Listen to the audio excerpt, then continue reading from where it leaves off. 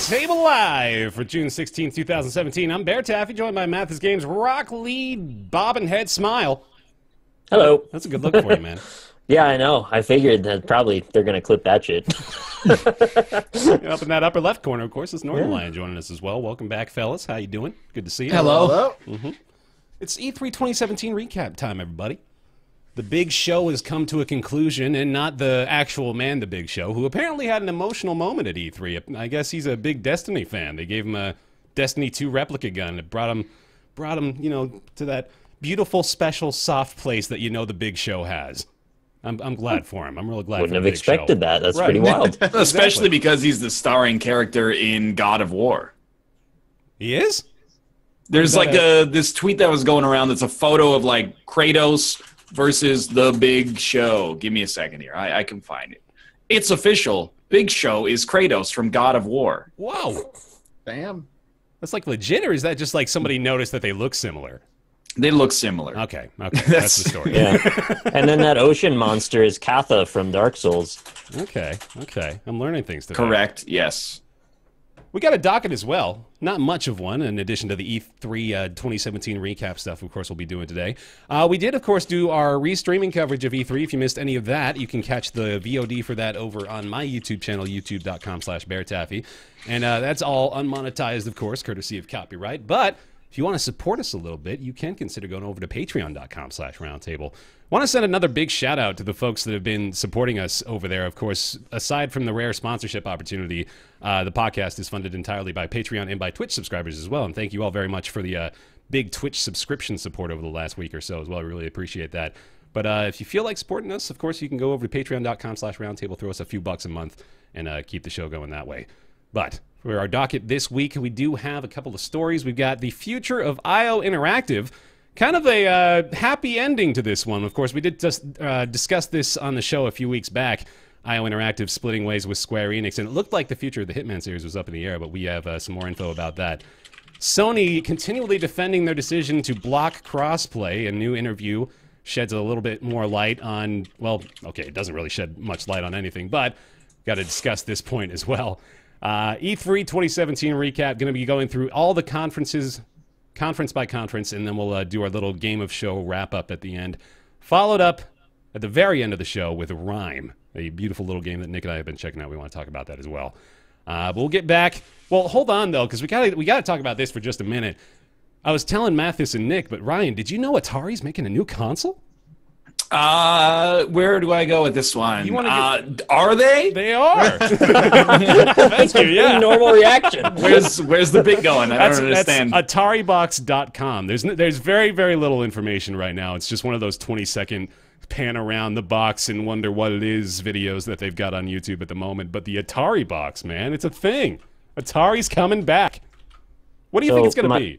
My prediction is that it's just going to be one of those little things that you get like at the mall in those kiosks. Yeah. And it's got like 20 of their favorite Atari 2600 those games. already exist. Right, but they're never licensed by Atari.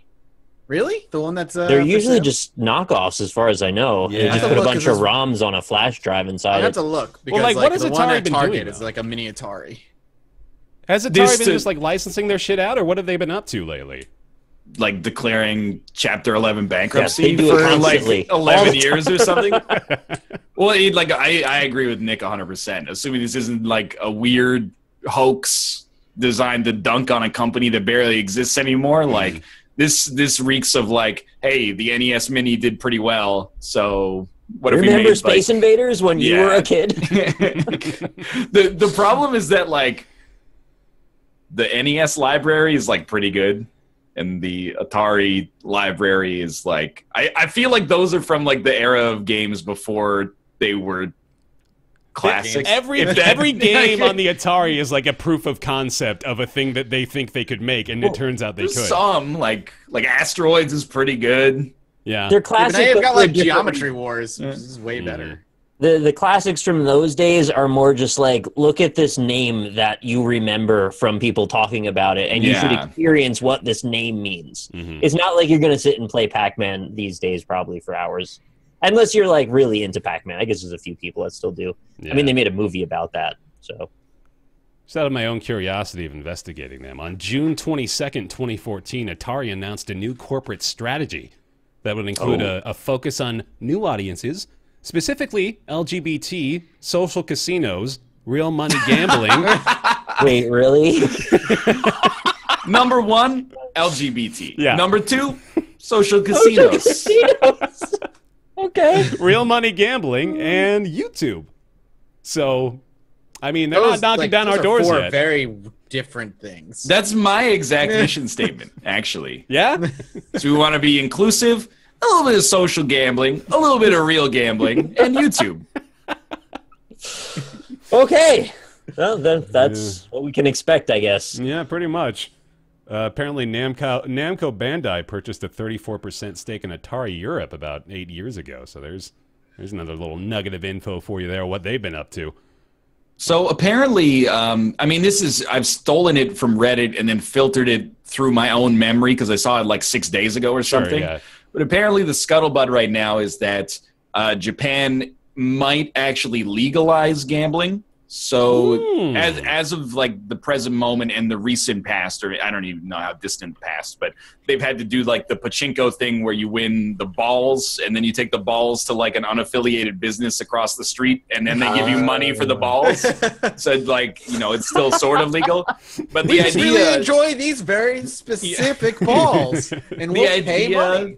The idea is like there's kind of slogan. I wouldn't say a gold rush, but there's like a speculation that Konami is really pushing the gambling aspect because they have all these valuable products with like a lot of clout in Japan that could eventually be ported to like legal gambling in Japan. Right. So maybe Atari is kind of like, maybe we could do it too, like, you know, Centipede Pachinko or something, but who knows? Yeah. What they'll probably do is just do like Big Fish game style, like, hey, it's Pac-Man slot machines on your phone. Right. Can I get a fuck Konami, by the way, just out of the... Go ahead and just throw up a fuck like, Konami. Well, the last thing that they've come out with is that they're apparently not allowing people to use their name on resumes for some employees. What? They're blacklisting like former employees.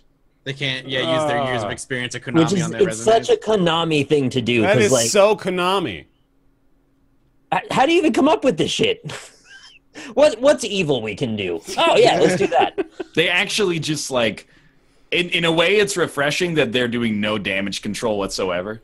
That they're just like, That's us. We are the bad guys, and this is what we're going to do. Every other company would be like, there's a lot of pressures in the digital game sphere that you're not privy to. Konami's just like, we're just going to do what we want. I mean, light it on fire and watch it burn. It makes it Castle easy. in a mountain with a skull. It makes it easy for us, right? Just because, like, we usually have to be a little tempered in our hatred of these companies because we have to be like, well, they're trying, but with Konami, it's fuck them. Fuck them. Yeah, like I'm used to getting shit on for saying things about Nintendo.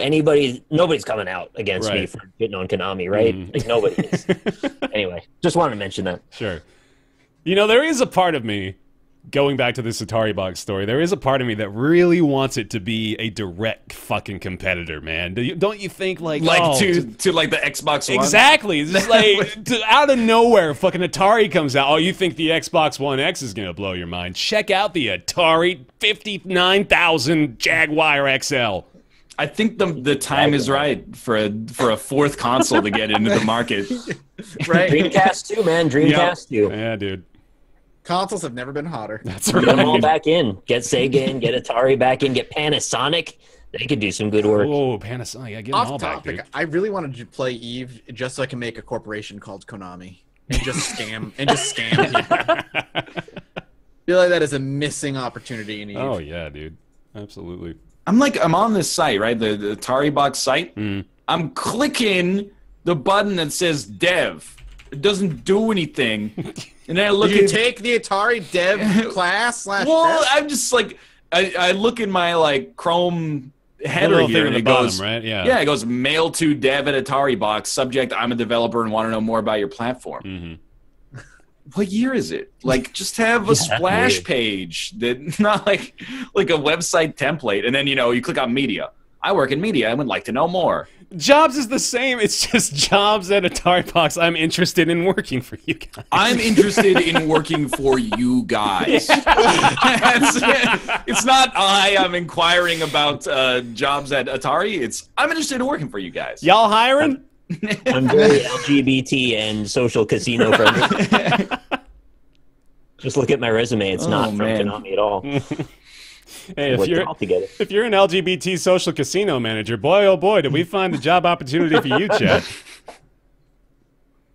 Oh, fuck me. All right, yeah, there we go. Ataribox.com if y'all are interested in the hot scoop on this one. But there we go.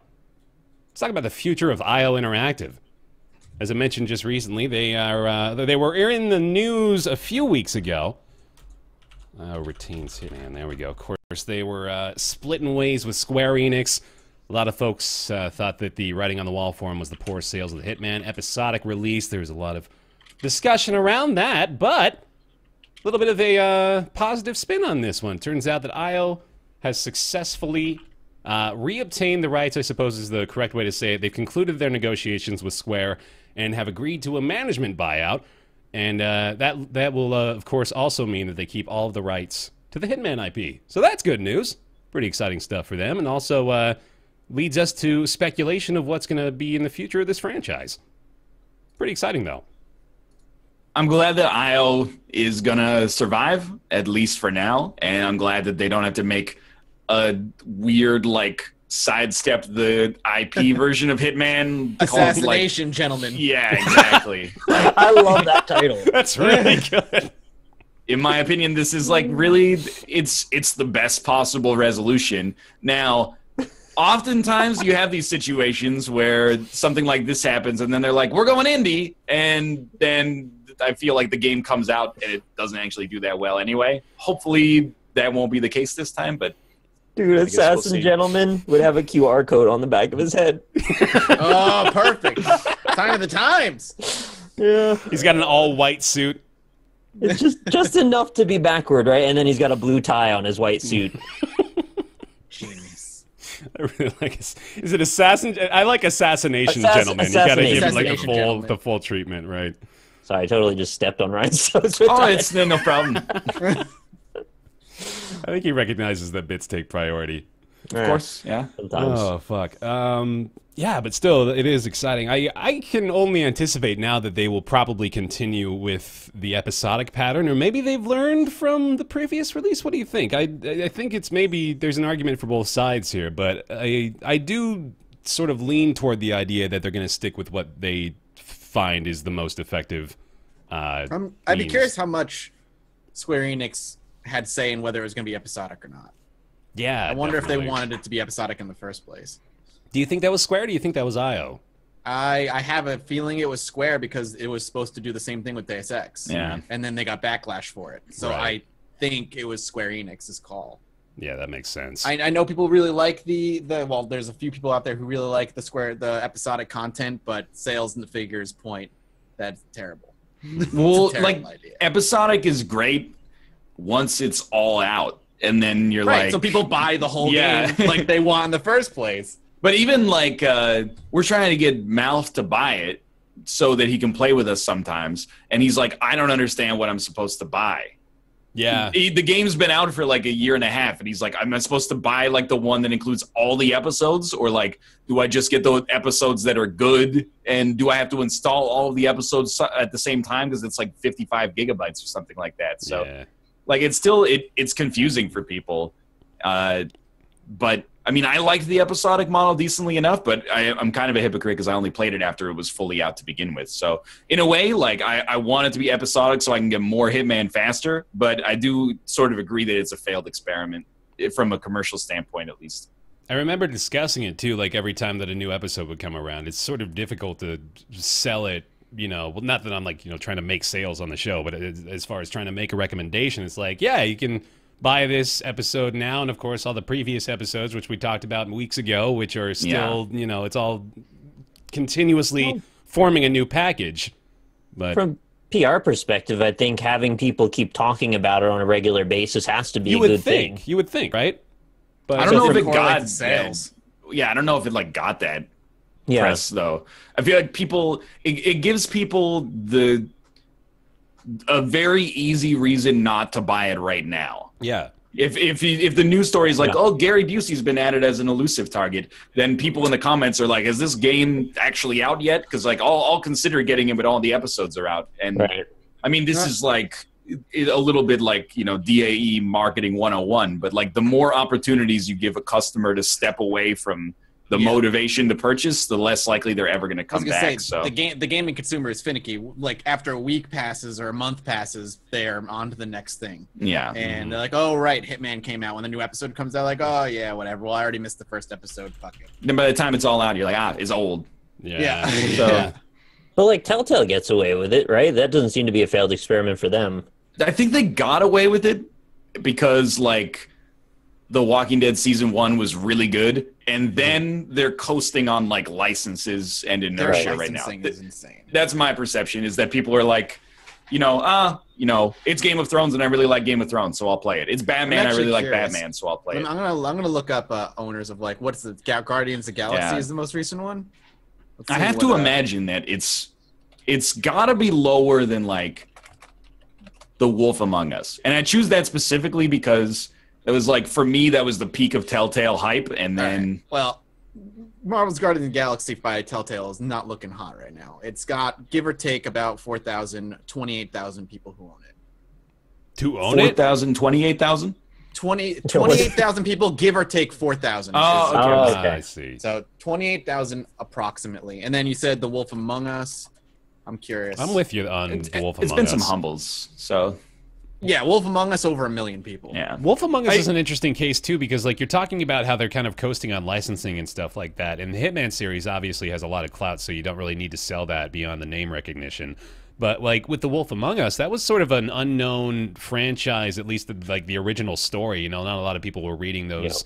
I don't remember. What are they based off still of? Early in Telltale's days, early Telltale days, though. It was called Fables or something. Yeah, it was like these old Fables. I don't remember what it was, but that's why I use it as an example, because it's like, I don't think that one coasted on license. Right. In contrast to something like Guardians of the Galaxy. Instead, that's just like, hey, The Walking Dead season 1 was so good that I'll play anything. Like, I'll play your next anything. And then it's, you know, since then, I think people have kind of lost a lot of enthusiasm for Telltale stuff because it's all the same. Right. Well, yeah, you're mostly right. I guess the other thing is that the corollary is much more direct with the narrative thing being like a TV show for Telltale, and Hitman just doesn't have that. So Yeah.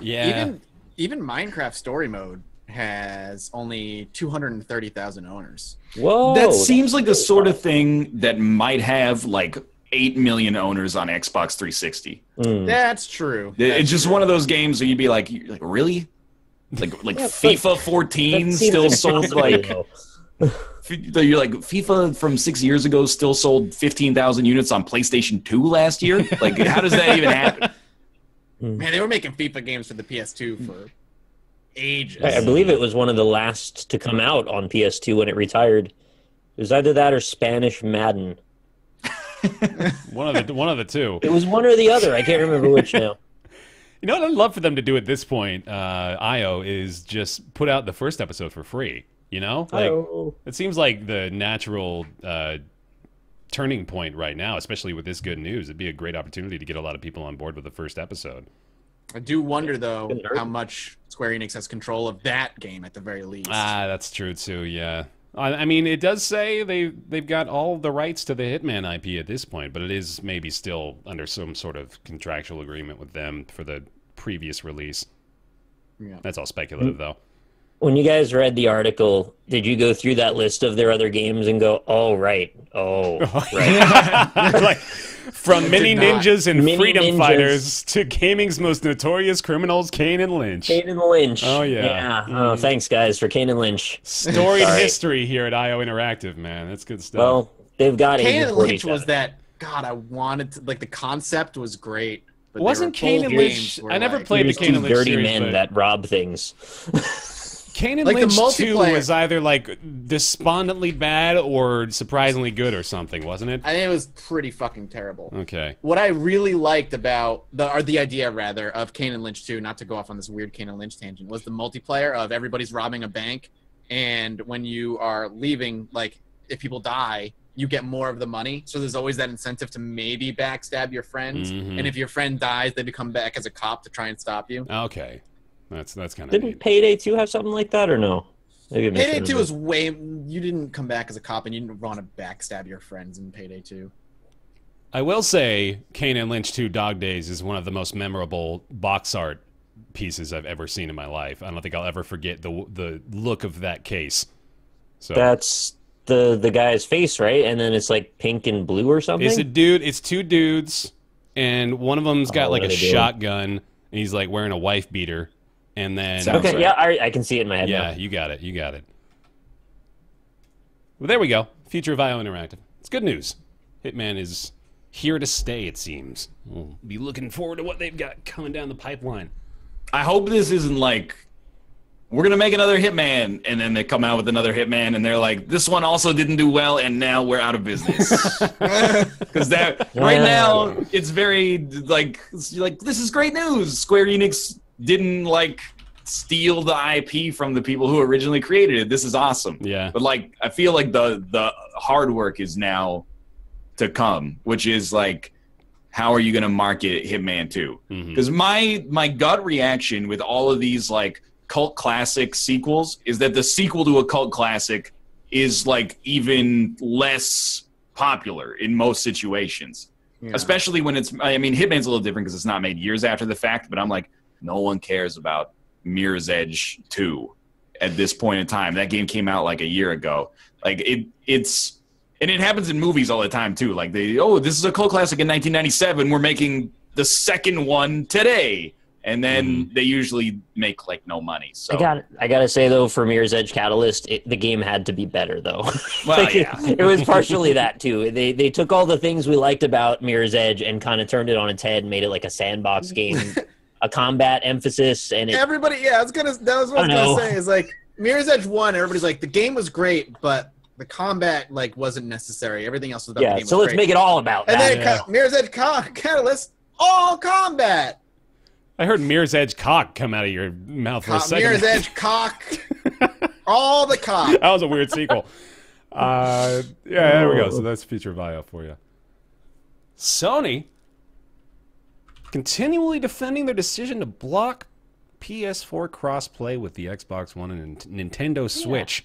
Why, though? Why are they doing that? Why are you doing that, Sony? Why? Because they're in first. That's pretty much it. That's really what it is, because they're making the most money. This is coming as a result of another interview with Eurogamer with PlayStation Global Sales and Marketing Head Jim Ryan, good old Jimmy boy. Of course, during the E3 2017 media briefing, it was announced that Microsoft will be allowing Minecraft players cross-platform play with the Switch version of the game. Also, of course, Rocket League has introduced cross-play between the Xbox One, the PC, and soon-to-be the Switch, it sounds like. But PS4 is still not playing fair. And we want to know why. So Eurogamer sat down with Jim Ryan to ask him. And let me read this justification for you.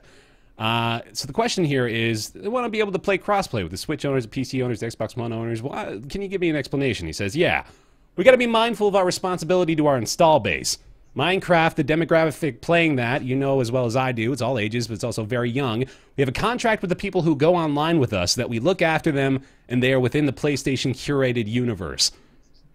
That sentence, though, exposing what in many cases are children to extreme influences, to external influences we have no ability to manage or look after. It's something we have to think about very carefully.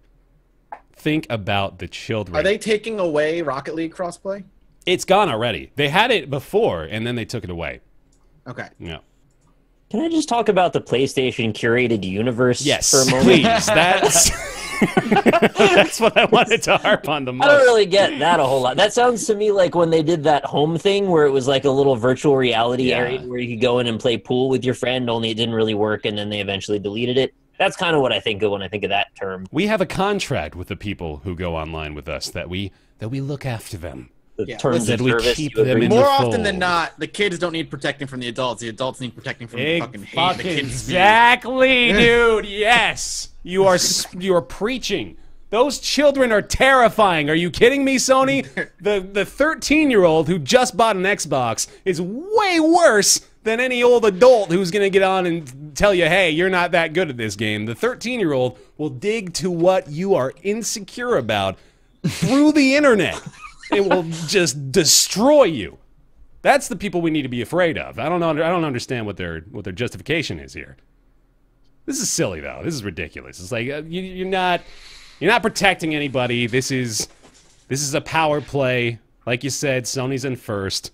They're just trying to keep a little bit more control. It's disappointing because everybody's starting to open up to it a little bit more. Nintendo included, of all people, to use that argument. Obviously, it would be Nintendo, but they're wising up a little bit as well. And for both reasons, because not only are they the ones that are most known for trying to protect their audience, but they're also the most isolationist. Mm-hmm. They never want to play with any of the other kids, and yet they're doing that. I like this. I like this analogy you're starting up here of like, what would the big three be represented as by kids on the playground? So like Nintendo used to be like, you know, this sort of quiet, shy one, reserved, didn't really want to play with anybody, but he had cool toys, and you know he had cool toys. So you want to go play with him. And then Sony is the big bully out there, knocking everybody around with their big old PS4. Well, okay, this is a children's playground analogy, so never mind. Don't finish that one. Step backward on that one. And then Xbox is something else, because I got distracted by that analogy. He's like Dorito, bro. He just wants to steal your juice box. Yeah. He's the kid with the fidget spinners and the unnecessary like high-def TV in his house that he never uses. He's the dude, want to see my Porsche 911 GTR? Yeah, exactly. I do. It's a Porsche streamer. I don't know if you realize that, but make sure you're aware. See, I don't know if there's any really other spin to put on this apart from it being Sony being the big bully. Nice. Right? Yeah, pretty much. Yeah. Mm-hmm. Stop that, Sony. Knock it off. Let us all play together, man. What's the harm in that? Apart from maybe losing a few console sales. Yeah, there's that. Womp womp. We should have a segment called "Stop That." We totally could. That is not a bad idea. This week on "Stop That." Knock it off. Photoshopping a fake discount into your Steam promotional images. Stop that. Stop that. Got like a little jingle for it. Oh man, this is writing itself out. This is great. Hey, so E3 happened. I don't know if you realize. It certainly did. It sure did, man. I was there. It was a pretty... No, not at E3. I was there watching, though. Yeah. It was a pretty good year, wasn't it? A pretty good year, right? I think so. I thought so. Above average, I'd say. It was even-keeled, which is not typical of most E3 years. I thought most everyone did fairly well. Yeah. Let's go conference by conference here. We'll start with the early one. It's EA. They had a few bangers, actually. I want to start with A Way Out, which is the new joint, I believe, from the creators of Brothers: A Tale of Two Sons, if I recall correctly, right? That is the co-op adventure where you take a buddy of yours and you, I think it's attempting to escape prison, sort of like a Prison Break on Fox sort of story, but the focus is on the co-op gameplay, and it looks pretty damn solid. A little bit of a departure from Brothers: A Tale of Two Sons, theme-wise at least, but it does have a little bit of the same aesthetic look to it. But I was excited to see this one. The idea of like forced co-op gameplay and like elements that only can take advantage of co-op, it seems like it's more like, I kind of see it as mature brothers. Yeah. It's like 18 plus brothers. I just don't understand the idea of like, you can play online, but you're still forced to look at your screen in split screen. You don't think that'll work out? I think it's definitely a novel idea. I think it's like... I think it's a novel idea, but I feel like there's... I mean, again, the game isn't out, so it's all purely speculation. Sure. But I feel like that's going to take away... I think it could be more interesting if you're only seeing what each other is seeing when you're not sitting couch, because then you have stories to tell. And maybe you have to rely on your friend for information he's only getting that you don't see to do your next move in like whatever you're doing for prison breaking. But there's when you're seeing both screens, you kind of don't need that communication. Yeah, I feel you. If it's going to be a puzzle game. I mean, again, since it's being developed from the ground up to be split screen, who the fuck am I to talk? But that's something I was thinking of, like when seeing, I'm like, well, if it's online and my friend is like at the other end of the prison cell, maybe I want to get information from him that he only gets to see that I need to know to do my next move. Mathas, the prison cell isn't that big, to be fair. The other side of the prison block Listen, I've never been in jail, so I Well, apologize. Really? Anyway. Yeah, on my way one day.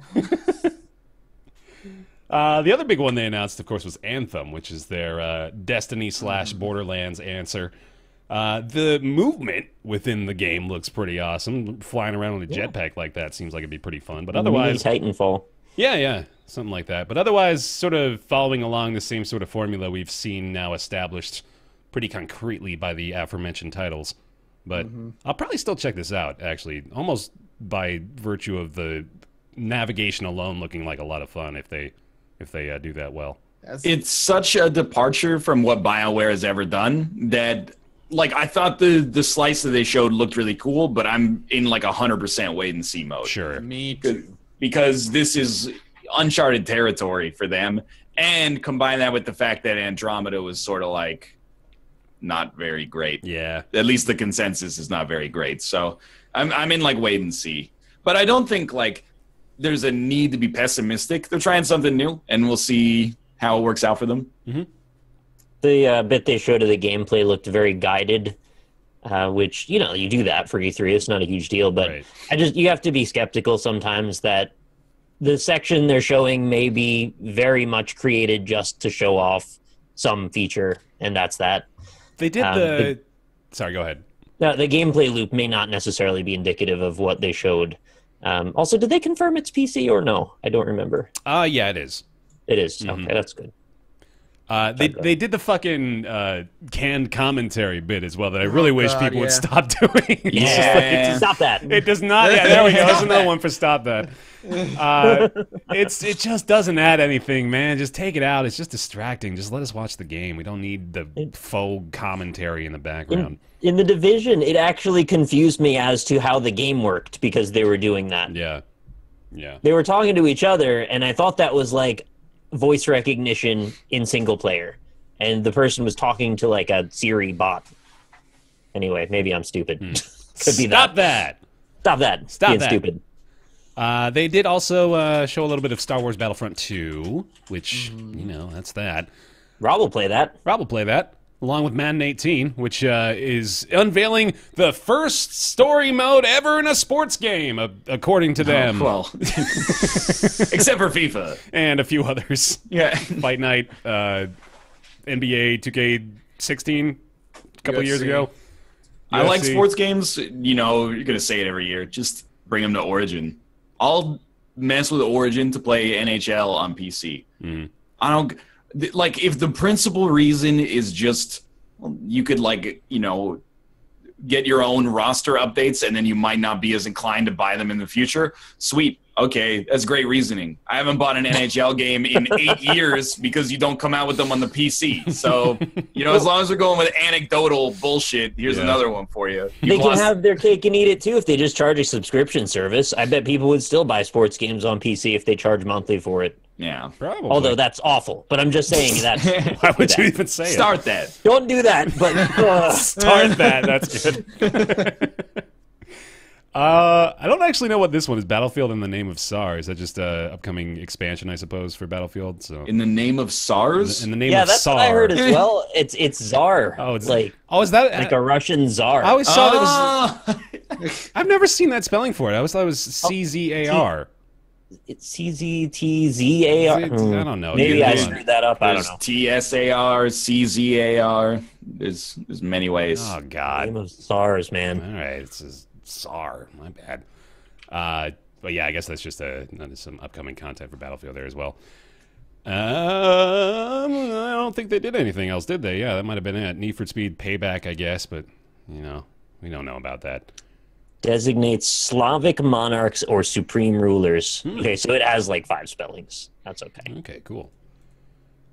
Let's move on to Microsoft. Anybody want to start off on this one? On the Microsoft conference? Anything in particular y'all love there? Man, they had cars. They had that Porsche. They did. there? Ooh, they did. That was pretty. Crackdown 3 I'm excited for. Yeah. I Yeah, like the Crackdown sure. series. Sad they abandoned the destructible buildings. I don't too. know what happened there, but I guess they couldn't keep the frame rate up or something. Mm-hmm. That was like the selling point for me, but I like Crackdown 1 enough. I'll play this. Crackdown does not have me convinced, but it's because I think I look for different things in games. And I have, like, for some reason, a very visceral memory of, like, the final 15 hours of Crackdown 1 being like, all right, here's, like, another pod of gang members, like, throw the car at them, and then, I punch that dude so hard he flew across the street for, like, the 9 millionth time. So, like, if there's some way, if the combat is really fun in, like, a Shadow of Mordor sort of way, where you're like, I like punching people, and it's not just pressing the X button, then that could draw me in. Or if there's some kind of, like, extra layer beyond just you can climb and also throw things at people, then I think you could convince me. I feel like this sales pitch was kind of like, this is just like Crackdown, only with better graphics. And that's what I wouldn't say bothers me, but has me sort of like, I don't really care. Yeah, fair enough. It's a simple game. There was from Fulbright, actually, there's that Tacoma game, which looked like they another. didn't really show much though. Nah, They yeah, did it was just a little quick walk through space station area. There's like some ghost kind of things.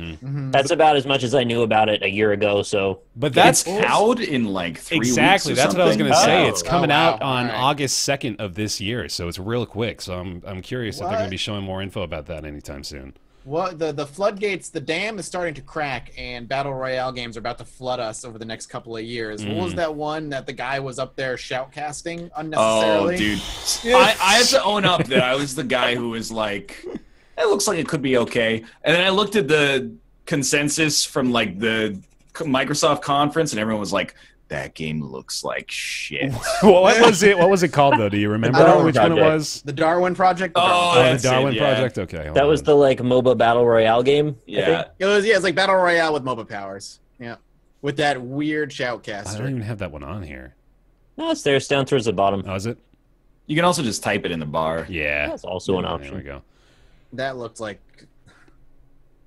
I do think it looks generic, like, but I'm so bought into the genre right now that I am willing to not just say that it's trash. I'm willing to give it a chance, even though it does look like 45 different genres mashed into one, like, and cynically just as a commercial decision. But listen, that's the way MOBAs went for a while. MOBAs got big, then people started doing like trying to copy League of Legends and Dota, and then they just started mashing together genres of MOBAs and changing camera angles and. I think they're still keen to do more of that if they just find the right angle on it too. Yeah, of course. But right now, battle royale games are the new hot shit. Yeah, dog. There is also, there's the other big piece of information coming out of the Microsoft conference. The something or other, the Xbox One X. Yeah, stupid. That little thing. The Xbone X. The X. This is funny, actually. The community manager of RiME pointed this out to me last night. The like professional or like the media abbreviation for the Xbox One X is Xbox. Yeah, I get it. And that's allow me to butt in. Stop that. Yeah, that name is stupid. It's I would have becoming preferred awful. Xbox Scorpio Brand. or something. You freaking the Wii U, terrible for PR. Yep. The new DS, terrible for PR. Awful. The Xbox One, terrible for PR. The Xbox One X, still terrible for PR. PlayStation has gone PlayStation 2, PlayStation 3, PlayStation 4. It's very straightforward. Why not do that? Except for the Pro. They kind of went a little to the side with that. But that one's acceptable. That's at least like that's an additional word that I can give them the leeway to include in their titles. I'm not willing to go this distance. I'm not willing to, in my mind, like catalog for the next 15 years Xbox One, Xbox One S, Xbox One X, Xbox One X XS, Xbox One. I can't even say the words anymore. You can't say it. Did you see on Reddit there was a thing? It was like, here is an Xbox. Here is one Xbox box. Here is one Xbox One. Here is one Xbox One box. And then here is one Xbox One S. Here is one Xbox One S Xbox. You almost had it, man. You almost had it. Anyway, that's the name of the console. The console was stupid. What did Nothing they say? is greater. That's than right. The power of X. The power of X. And it's gonna be $500. $500 coming out November 7th of this year. Pissed about the price. It's going to be expensive at the first bit. I mean, they always do that, right? Mm-hmm. This is supposed to be a very powerful system, as they keep claiming. 4K at 60 FPS. 4K 60 FPS console. Yeah, I mean, like that. If that holds true, maybe $500 is worth it. I'll but you know, is it really 4K? Remains to be seen. No, dude, it's not just 4K. It is true 4K. Yeah, true star 4K, baby. I know what my PC can do, and I know what my PC specs are, and unless they figured out something with the Hovis method, I'm skeptical. That's all. Well, the question will be, will it be true 4K at like a smooth frame rate? Mm-hmm. Or will it just be true 4K at the expense of a good frame rate? The 60 FPS is not tied to 4K. Those two things are separate. They never mentioned 60 FPS during the entire I thought they were... Phil Spencer said it once, but... About a game or about the console? About a game. Okay. But then I kind of like... I looked at him like I was a character from David Cage's Detroit and was like, I thought I saw like a little facial twitch. Yeah, when he said, he's like, his light turned yellow for a split. shouldn't have said that 60 FPS part because like that just sort of slipped out. Yeah, just keep going. They won't notice. It's like one of the characters you're trying to interrogate in L.A. Noire. It's just a very subtle facial expression. People are saying, I'm not lying at all. People are saying in chat only Forza 7. That makes sense. Racing games tend to run incredibly well because they're the only thing they need to really render fantastically is the cars. Mm-hmm. So in the weather sense. Usually.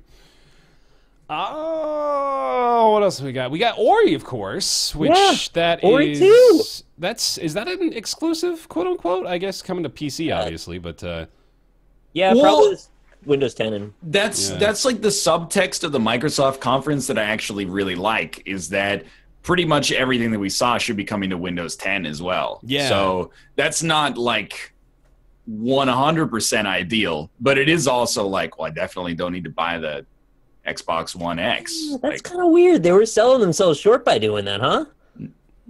Yeah, I mean, it's a little bit of a shot in the foot. Expensive thing that you don't need to buy. Here's some promo info about that. Right.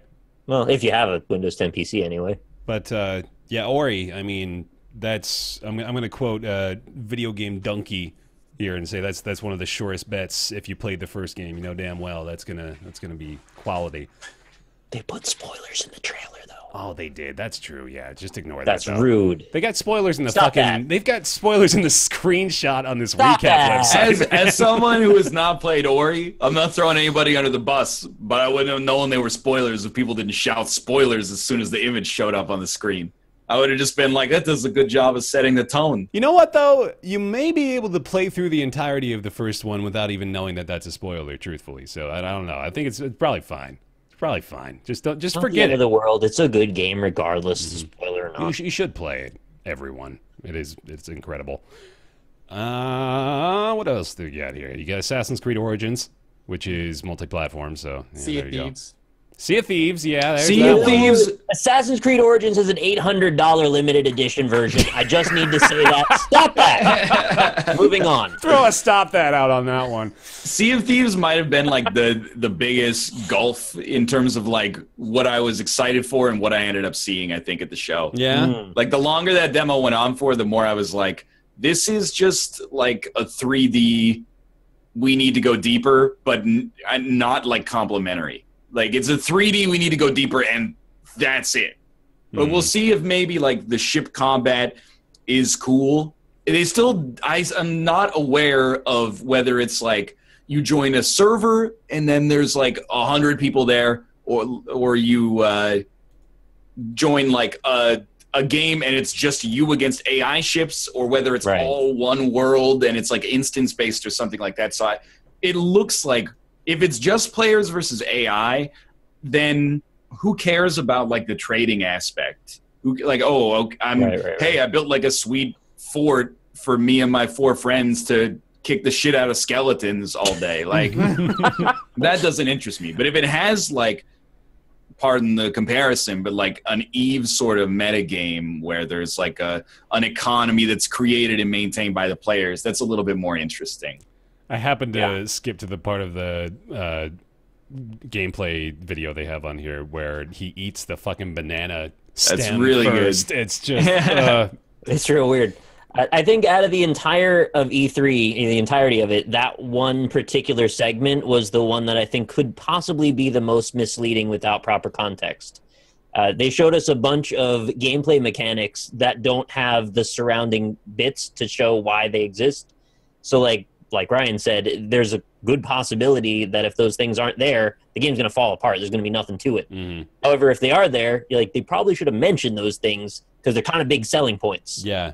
Even with the scripted 10 minutes that we saw, they're not selling it well in the scripted places. So it's very difficult to believe that just going around open world is really going to be all that much more captivating. Plus, it's so not at all appealing to watch those skeletons pop up from the ground. You blast them with your blunderbuss, reload. It's the gameplay loop right there is just so dull that it's very difficult to get excited about. I don't know if we even mentioned Cuphead already, but I don't even know if it's worth it at this point. Cuphead kind of speaks for itself, right? Yeah. I think we all know Cuphead is coming out eventually. Still a cool looking game. Yeah, one of these Did you days. know? I did not know that Cuphead is actually, it's not a beat 'em up. It's like an action adventure platformer. Contra style, it's like a Contra Bullet roguelite hell? or something. I thought there's a lot of bullets in it, more than I expected. Anyway. I believe that's correct. Yeah, I was surprised by that too. We do have a release date now for that. I don't know if we had that before, but September 29th for this year for Cuphead. So there we go. That's on my perpetually not released indie games thing, so I'm happy to put a date. There you go. Fucking Minecraft 4K, baby. That's what set me off with my skepticism, because I have that shader pack that they used, and my computer isn't able to render it at 1080p at 60 frames per second. Yeah. So I'm skeptical that this Xbox One X box can do it. They'll chop the shit out of the draw distance or something. Right. That's sad. You got to have a good draw distance in Minecraft. That's the whole point. You got to see what's out there and go to it. Go get it. Go get that. Anyone else got anything here? I think that State of Decay 2 looks neat. Okay. Yeah, I'm into it. That's all I need to say about that. You fucking shills. looks neat. You have to make them work harder. It's just, I can't get behind another zombie game. It's just too many. I'm dead. I am the zombie now when it comes to zombie games. But it's neat isn't that strong of a positive. That's I might not even play it. It's fair, but stop that. Okay. Not you. But I know that it's a different style of zombie game, but just stop. Hit them with the making them. Same for Assassin's Creed at this point, honestly. Just don't make any more of those. Origins looks slightly different, a little bit, maybe. That's how they get you, Bear, every time. I know. They did take away the mini-map. I noticed that along with, there was an article or something about this, I think on Waypoint, but that and Far Cry 5, at least what we've seen of them so far, have taken off the mini-map, which is, I think, a welcome change. I think people are realizing, Ubisoft in particular, are realizing that this open world formula needs a lot of adjustment. It needs a lot more focus paid on making the world itself interesting instead of just plopping down a bunch of waypoints to get to and objectives to complete. So that's 6 years ago, that was really cool. Yeah. It actually was. That you'd be like, whoa, I'd just be driving around looking for a crocodile to kill so I can make my wallet 20% bigger, and there's a camp, and then I murder 40 people at the camp without getting touched, and all of a sudden, I have a zone of control on the map. Exactly. You know what that does for me? It gives me ADD. Because everywhere I go, there's something just over there that I could be doing instead. And it never makes me want to commit to anything. It's just how I play them, I guess. Yeah. That's why I think that's the biggest strength that Zelda has, is that for all its faults, removing pips on the map makes it so you don't feel like you're constantly having to turn left, turn right, go do these little number things. of pips. I mean, after a point, though. Once the you get pips them, are more just discoveries of towns and stuff. They're not side missions. You know, this is an aside, but I tried to buy arms today at the local store because we were out. Did not have a copy of ARMS. Comes out today. What they did have, boxed copies of Heroes of the Storm. Weird. That is The weird. game is why? That game is 100% free. So I have no idea. You get like I think if you buy it, you get like a pack of heroes with it. Interesting. Okay, that's a reason. Yeah. They didn't. Not only did they not have ARMS, they didn't have any Switch titles. But they had a sign that was like ARMS comes out today. I was like, "Are you? There's no way you're sold out of every Switch title. There's one. You sold out a 1-2 Switch. I'd be surprised. Maybe they only asked for 2 copies. It's possible. Oh man. Yeah, no legs either. Jeez. All right, that'll do it for Microsoft, I think, right? Yeah. Sure. Metro Exodus looked neat. That's like The new Metro, yeah. Oh yeah. Yeah, that definitely looked good. Kind of makes me want to play Metro a little bit because I still haven't gotten around to it after all these years. The newest one was 2033, or was that? No, that was No, the last Last light. Light. Was the last Yeah. one. Yeah, that one was pretty solid. I played a couple hours of that. Not bad, man. Not bad. Okay. So the next one was one I actually didn't see myself. I don't know if you guys caught a lot of it, but the Bethesda show. Nor did I. Nor did you. Okay. I heard about it. Mm-hmm. I know all the things they announced in it. Yeah, we can go quick through this one then. So the big ones we know of were the Evil Within 2, which I think a few people were pretty excited about. It's kind of like because I really didn't like that first game. Yeah, the first game was actually kind of Literally a few people. Literally are a few excited people. about. Yeah. Fallout 4 VR, which, I mean, I should be the one most excited about this, but I may be the one who knows the least. But apparently it's coming out pretty quick, too, October 2017. So, curious to see what's going on with that. Apparently it's like the full experience, which is pretty wild. I really don't know how that's going to work out, but I'm definitely going to check it out. sounds vomit-inducing. Yes, absolutely. What else we got here? We had the... Paid mods. The Creation Club for... I wasn't crazy, right? Like that was they tried the paid mod thing on Steam, didn't they? Yeah. And Yes. it like backfired spectacularly. So they and just, renamed like, it. Never mind. They renamed it why to the are they Creation trying Club. again? That's what people are upset, I guess. Is this a good moment to say stop that? I still don't think a paid mod scene is that bad. And I said this, to the best of my memory, I had said this like 2 years ago. The way I understand it is that they announced it on like Friday, and we did the Roundtable podcast, and we're like, what do you think about this? And then on Saturday, Steam was like, we're going to stop that. Yep. Because everybody hates it. Yep, Not exactly. that. But I still don't think it's that bad. Elaborate a touch. Like, I guess the question basically becomes, I always end up on this buyer beware side of things, which is like, if you don't want to pay for a shit mod, don't do it, I guess. Which it might seem like consumer negative, but I do feel like some of these mods take like hundreds of hours to make, and then to be like, would you give me $5 for this? I don't think is unreasonable. yeah. I don't know enough about it to really affirm or deny anything. I don't know where I land on that either, really. I think it kind of flip-flopped depending on the day. Depending on the public honest. opinion. Yeah. Skyrim Switch. There we go. Hey, did you guys see that exclusive quote I got from Todd Howard? Oh, no. What'd you get? Lately, Bethesda has gotten really into porting Skyrim. Our goal wasn't to release Skyrim on everything. It's just kind of happening. It's just. It's just I kind of feel like Todd Howard, like if we invited him on the show, he'd be like, I know, but you keep buying it. Like, I would love to make something else, but you just put it on like a phone, and you're buying it on the phone now. Like the we made a news. trading card game. You're paying for packs. Like, what are we supposed to do? to peel back the veil, that was my attempt at being a self-aware Todd Howard, and I made that quote up myself. But anyway, it seemed applicable in my mind. It is like, yeah, I don't think you're wrong, man. It's just, it's silly how it just keeps selling. The news story in the cycle right now, of course, is the fact that the Elder Scrolls 6 is not currently in development. Like, of fucking course it's not. Like, people are buying 5. People We are got buying 6 5 Elder more Scroll now. 5s being made right now. Right. That's 30 Elder Scrolls. And they have ESO as well, which surprisingly is still getting a ton of development money. Of course. They just got the Morrowind expansion. Right, Morrowind was just announced too. Yeah, so there's that as well, man.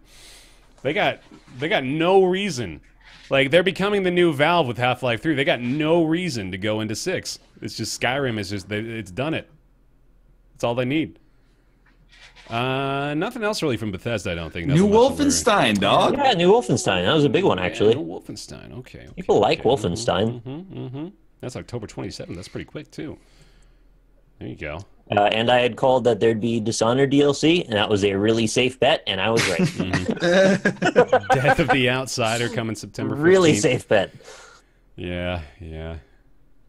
Well, before I look sheepish again, is that all? Quake Champions, I think, would be the last one folks are interested in. What is new about them announcing that? I mean, I've already played it. Yeah, that's already happening. Okay. Well, after that was a thing. Something that happened. Oh, the Devolver Conference. The Devolver Conference. I did not watch the Devolver. You did not watch that either. Ryan, did you watch the Devolver Conference? I also did not watch the Devolver Conference. You did not watch the Devolver Conference. I watched the Devolver Conference. It was, I'll just quote Austin, it was 15 minutes of content. Footwater content or what? It is difficult to explain exactly what went down in the Devolver Conference. I saw the part at the end where they do the scanners bit where the host's head explodes live on the camera. I was like, that's pretty cool. So they did that. They chopped off a man's arm in the inside of a computer monitor. What else did they do? They yelled a lot at the audience. It was pretty demeaning. What else did they do? It was quite a wild ride, man. I think I liked it. I loved seeing the Twitter discourse of it because I can't remember. That was on Saturday night. I can't remember. Was it Monday night? I think it was Monday. No, Devolver was Sunday night. Sunday right? night. I think it was Sunday night was Devolver. Yeah, it doesn't really matter. Whatever. But the point is, I believe I was not around. Like, I came home halfway through it and checked Twitter, and people were like, when are they going to show the games? And I was like, you missed it. You don't understand. You sweet summer child. They played you. Yeah, that's not what this is about. They showed 2 games. 100% going to be a satire. Mm-hmm. Yeah, it was a goof. But, I mean, I like, this is such a stupid thing to say about it. I realize that upon saying it, but it was a little like, I wish they had shown more games a little bit. They got you. You just told yourself, homie. I kind of wanted to, they've got a lot of cool shit they can show at E3. I guess they just don't care. So, whatever. That's their I applaud business. their commitment to the art, I suppose. Yeah, sure.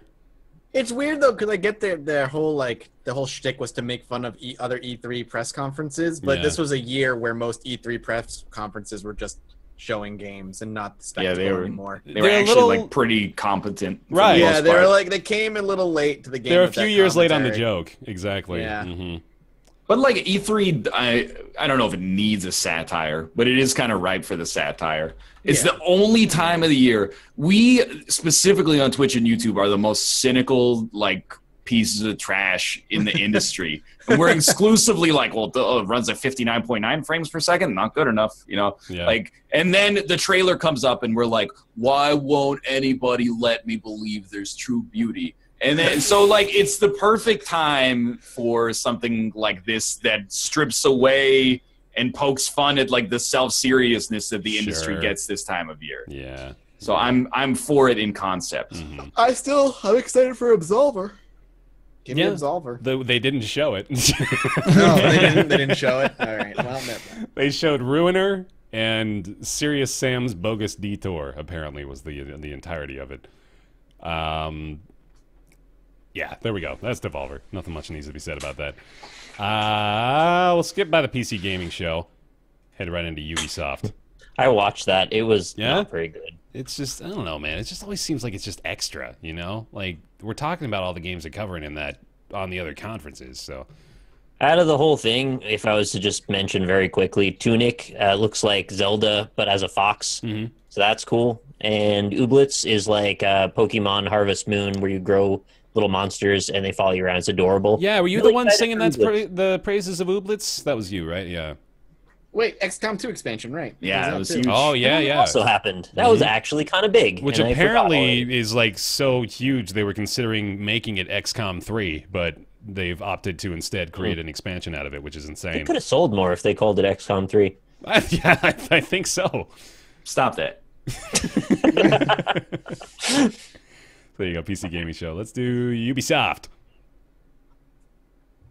Feel free. Take it out. Mario X Rabbids, Mario plus Rabbids, Mario versus Rabbids, I can't remember. Looks like we were the most cynical going into it, and I still think that Rabbids, as you've told me, are minions, and as a result, I don't support it from a tonal standpoint, but I'm so surprised and happy that it's like a Mario turn-based strategy game. Yep. Instead of just like what we all thought it was going to be, which was a terrible minigame collection or something like that. So, like, this is actually if Sea of Thieves, I went from like 100 to 0. I went from 0 to 100 on Mario XCOM. And seeing the creative director like come to tears out in the audience, you're like, oh my goodness. There was that tweet that was like, every time you're cynical about games, remember that this man created the. And I'm like, but this is the wrong target, man. This is not fair. There's rabbits involved. Say that about anything else, just not the rabbits. I actually think Ubisoft's conference was probably my favorite. Damn it, Michael. I know. Please, you have to. For me, Ubisoft. No, it's Ubisoft. Ubisoft. Sorry, go ahead. No, I think I enjoyed their conference the most. Skull and Bones looked good. Yeah, I do hope that it's going to be good. I mean, I'm cautiously optimistic because I did like the pirate bits of Black Flag, and this seems to be what that is. I've been asking for that for a long time. Yeah, I was gonna say, did you guys enjoy Skull and Bones? Yeah, Black Flag Pirates missions. Just give me that all day long. Like, it is, I believe, the same team that worked on Black Flag as well, or at least they're using the same engine or something like that. There are components of Black Flag that are being taken and implemented directly into Skull and Bones. So that's exciting stuff all by itself. But I feel like they didn't contextualize it just like the other pirate game. Like, I didn't really get a good feel for what the whole game is, or is it just you're on a boat and now you fight? I think it's safe to assume that it is going to just be like you're a pirate, and like, build up a better ship. Right, but if I was a pirate, arsenal. I would like have a place I live and like a lifestyle. I'm a little nervous because here's why I'm nervous is because the way they talked about it, it seemed to be multiplayer only. Oh. Yeah. Oh, yeah. And then there's the specter of is everything an MMO this year? Oh, okay. That scared me a little bit. I'm hoping there's a single player, but the way they spoke about it was purely in the multiplayer sense. Okay, that takes my hype meter down a little bit. My nerds want to be a single player Captain Jack Sparrow. Who cares? Absolutely want to do that. Are you fucking kidding me? If we're entering into this era of like, hey, we're gonna make multiplayer games that are asymmetrical on a AAA level, I'm for it in concept, at least. Yeah. No, I'm not against it being multiplayer exclusive. I just really hope it has a single player component. Well, okay, Rainbow Six Siege has literally a single player button, and when you play it, it's like, hey, shoot this terrorist in the head. Okay, now go on a multiplayer. And then For Honor, it has actually like the worst curated single player mode I think I've played in games in a long time. Doesn't mean the worst one there is, but it's the worst one that I was like, I'll try that. And then it was awful. Legitimately awful. It's like pretty bad. Skull and Bones, there's two versions of this game now that I guess exist in my head, where one is a multiplayer exclusive Pirates game, which already has 3 iterations of it coming out from other developers. And then there's also this is Black Flag, but without the Assassin's Creed part game that I'm kind of hoping they're making. Because I want to play that. There's like 4 pirate games coming out this year. Maybe one of them will do exactly, it right. I'd love to start out as like a lowly nobody and then build my own pirate crew over time. And that's what I want. That'd be fun. That's what I want for sure. Yeah, play XCOM, but with like pirate skins. It's not the same. Not the same, man. Beyond Good and Evil 2. I know the couple of people are excited for that, right? Completely trailer. I think everybody's creaming for that one, right? I'm so excited it's happening, but I am also so cautious because we got an announcement in 2008 that it was happening with a trailer, and then it went fucking ghost in the night and disappeared, and now it's back again. Now this time it's a prequel, unlike when it was announced in 2008 where it was a sequel. So, and they also talked about it like it's this big multiplayer experience. I don't know. I don't know. Any more about Beyond Good and Evil 2? I don't actually know that much about it. Oh, I've played the original. This seems like it could possibly be along the same lines as the theme of it, although they explored it in a much larger scope than the first game did. This seems to be possibly about not only the world you're on, but maybe other worlds and how they relate to your character, which I don't know if it's the same character anymore or what. It looks like, because at the end they cut to like green eyes, and I assume maybe that's like Jade's mother we're looking at. No idea. It's again completely outside of context or any kind of contextualization. So could be cool, could not be cool. Too early to say. Word. Any other ones? There's the new South Park, of course. Far Cry 5. Far Cry 5. Yeah, I mean, I don't know, man. I really should be the one excited for this one now. What'd you say? I saw something on Twitter that was like, "There's animals banging in this game." Oh hell yeah! It's about time. Why are they doing that? But waiting for the bestiality. Equal opportunity banging. Is that a stop that? I don't know. They haven't really started that. Give them a chance to start that before you tell them to stop that. I don't think Far Cry's at stop that level. I think they're at yellow light. Yeah, no, I meant the animals banging, not. Oh, it's only a stop that if they lampshade it as like a edgelord sort of thing. Yeah, okay. Yeah, animals fucking this game. You got a problem? You don't like seeing two dogs banging? That's beautiful. That's nature. If you don't like it, shoot them. Yeah. Whoa. Hold on though. Probably don't do that. That's natural for them to do that. You don't shoot them though. The setting is at least a little interesting for Far Cry 5. I mean, actually, the setting has me like the most intrigued. I think I'm really excited about it. But I'm still just like, I don't know. As a big fan of 3, and I liked 4 enough. There's not much that really makes me want to play another one. I've sort of already played them, so unless it has a little bit of a change up in the formula, I don't know. Have you seen the part where the hero shoots that cultist, and then the guy drops his gun, and the dog brings the M16 back in his mouth to the owner? Because that like sold me about 15%. And then the dog fucks another. What about the part where you tell your sniper to go into a tower and she covers you? I did see that. That was like 1%. I was like, because I was like, it's cool if she's up there, but I'm gonna have to go talk to her and be like, yeah, here's 800 doubloons. Now, like, help me out in this. I know I'm gonna have to get involved in dialogue. So. Yeah, but that they're not going to use American dollars. This is a cult, man. They got some sort of their own currency going on. Cult bucks. Cult bucks. There you go. Let's also not forget from Ubisoft, thanks to chat, No Man's Skylanders.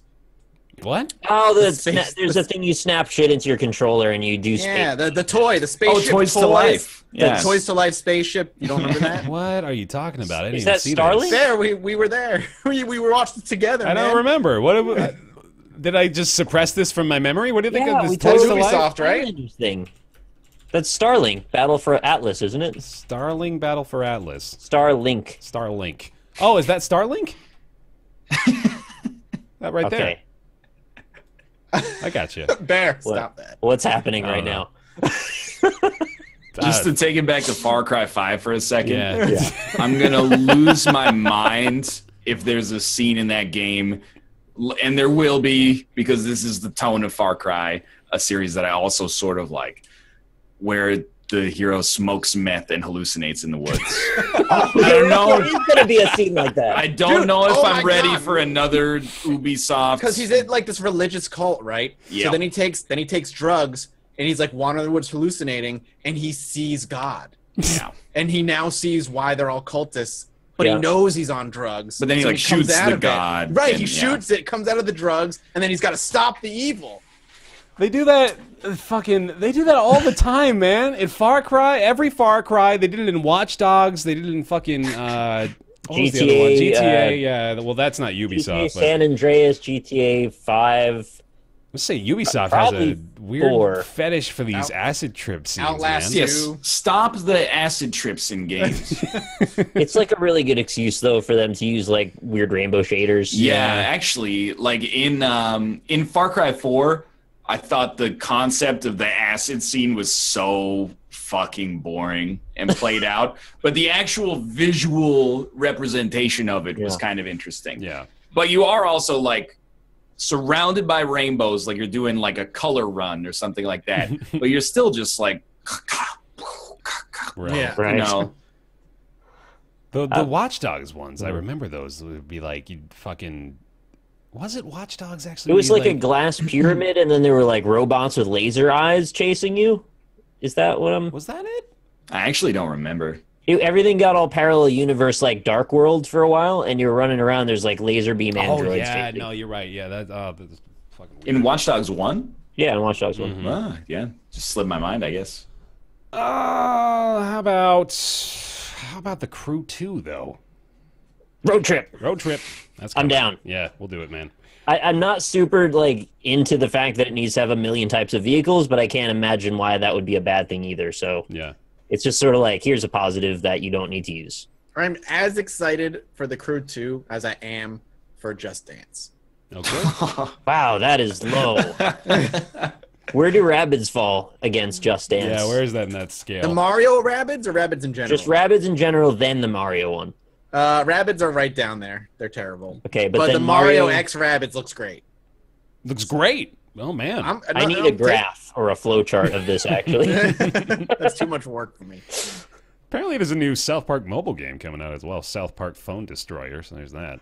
Yeah. I think that's all. Some steep DLC. Otherwise, that's it. Is it weird that The Crew 2 might be the thing I'm second most excited for on this list after their Far whole Cry list? 5? Really? You like what you like? Cool, man. I didn't even play the first one. I just like the concept of it. Time to go play the first one, man. You'll be one of like 3 people playing it. Yeah, you can probably get it for like no, $5. Hey, get the whole country to myself. Let's do Sony. I've got a big one. I mean, I might as well just knock this out. No, you don't say, Bear. Tell us. Quit bragging. They blew my fucking brain out of my skull. I had no clue this was coming. And you know damn well I would be one of the first to know if this thing existed, but sure enough, they're remaking Shadow of the Colossus. Not just a remaster either. This is what I've learned thus far is it is going to be Bluepoint Studio, who did the remaster for Ico Shadow of the Colossus collection on the PS3. But they also did work on, I think it was like a Metal Gear Solid remaster. They might have even done a God of War game at some point. But they got a really good reputation. Twin Snakes? The one on GameCube? Which one? Yeah, you said Metal Gear Solid remake. That was Twin Snakes. Oh, that was no, really good. that's Retro Studios, isn't it? Like, or Silicon Knights, that's it. No, they did they did a lot of collections. So they did like the Metal Gear Solid HD collection on the PS3 and the 360. They did the God of War collection on the PS3, and then of course they did the Ico Shadow of the Colossus collection. Right. And then I guess apparently they wait a minute, they made Flower? That game company made Flower. They must have just helped work on Flower, some sort of port for Flower or something like that. That's a weird listing. But yeah, anyway.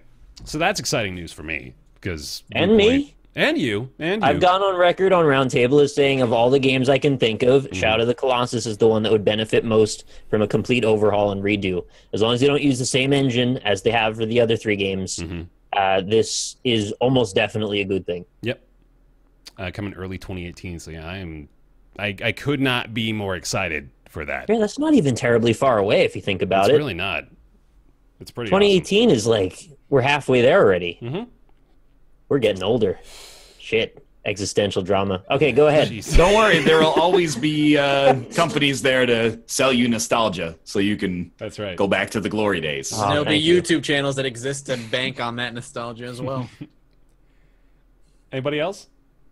There's a lot of decent stuff at the Sony conference. I thought all the hype about the but the backlash about the Spider-Man demo having QuickTime events is like short-sighted and ignorant because that was almost certainly just a vertical slice regardless.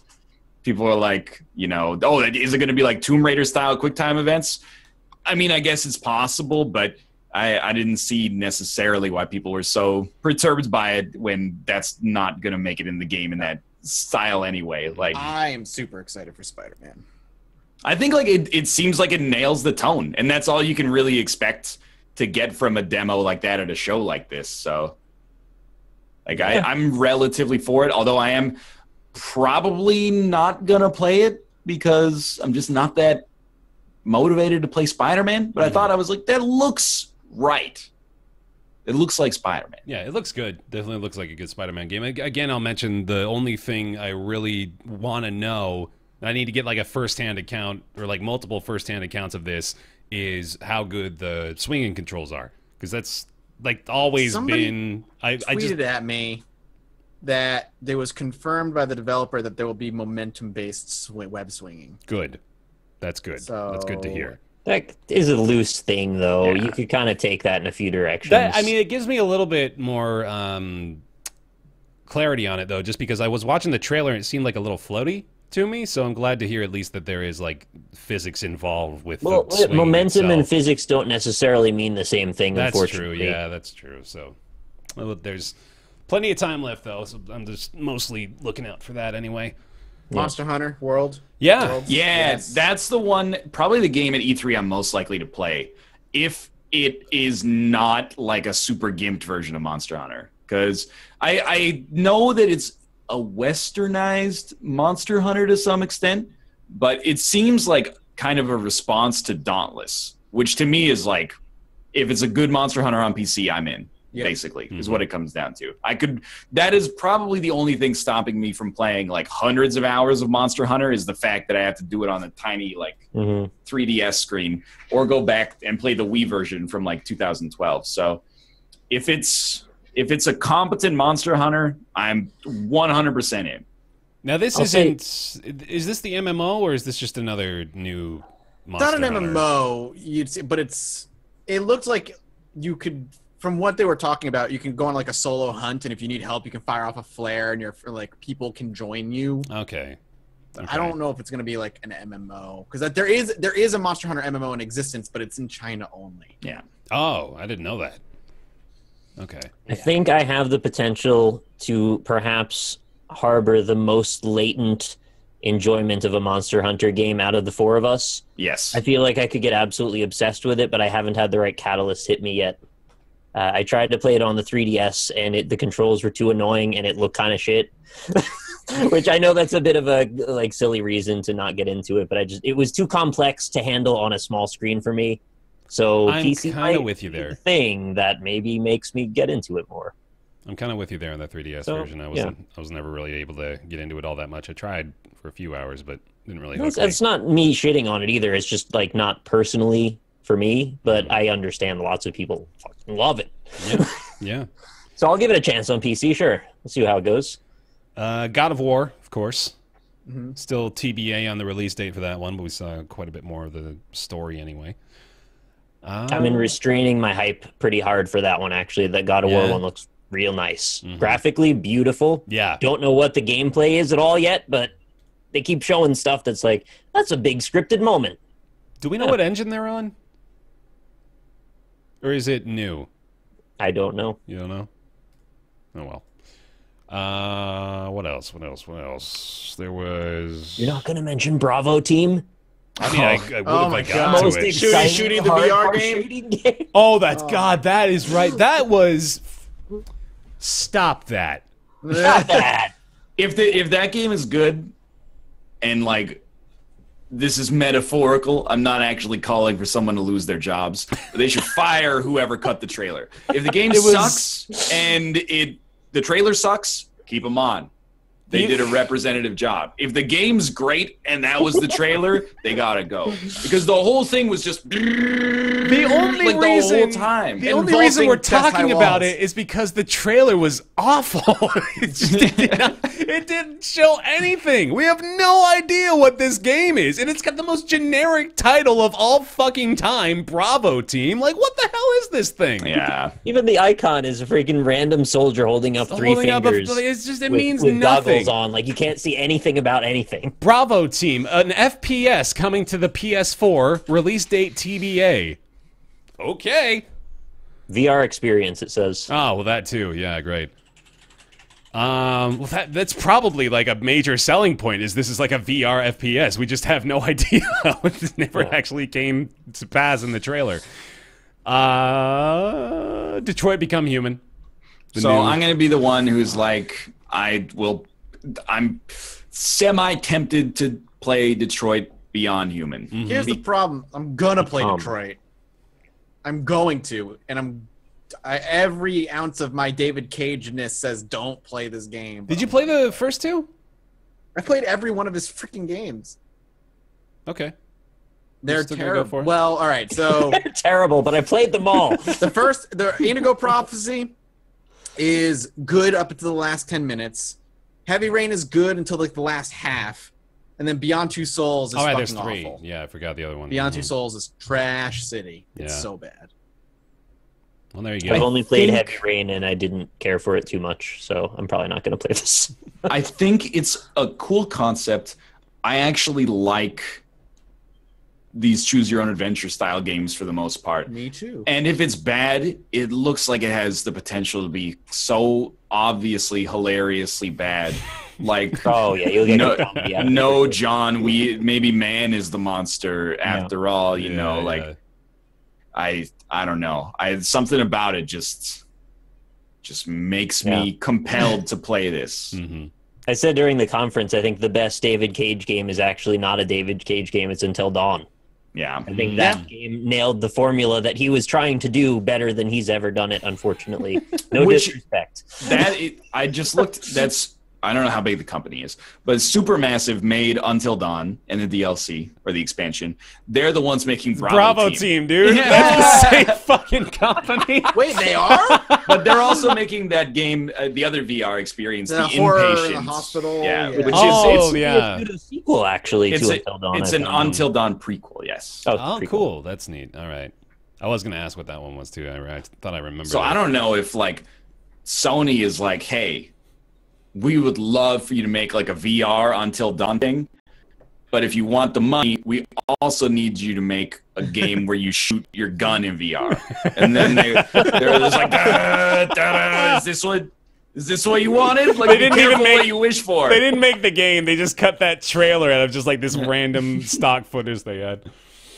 Oh fuck. Call of Duty World War II. I mean, it's exactly what it sounds like.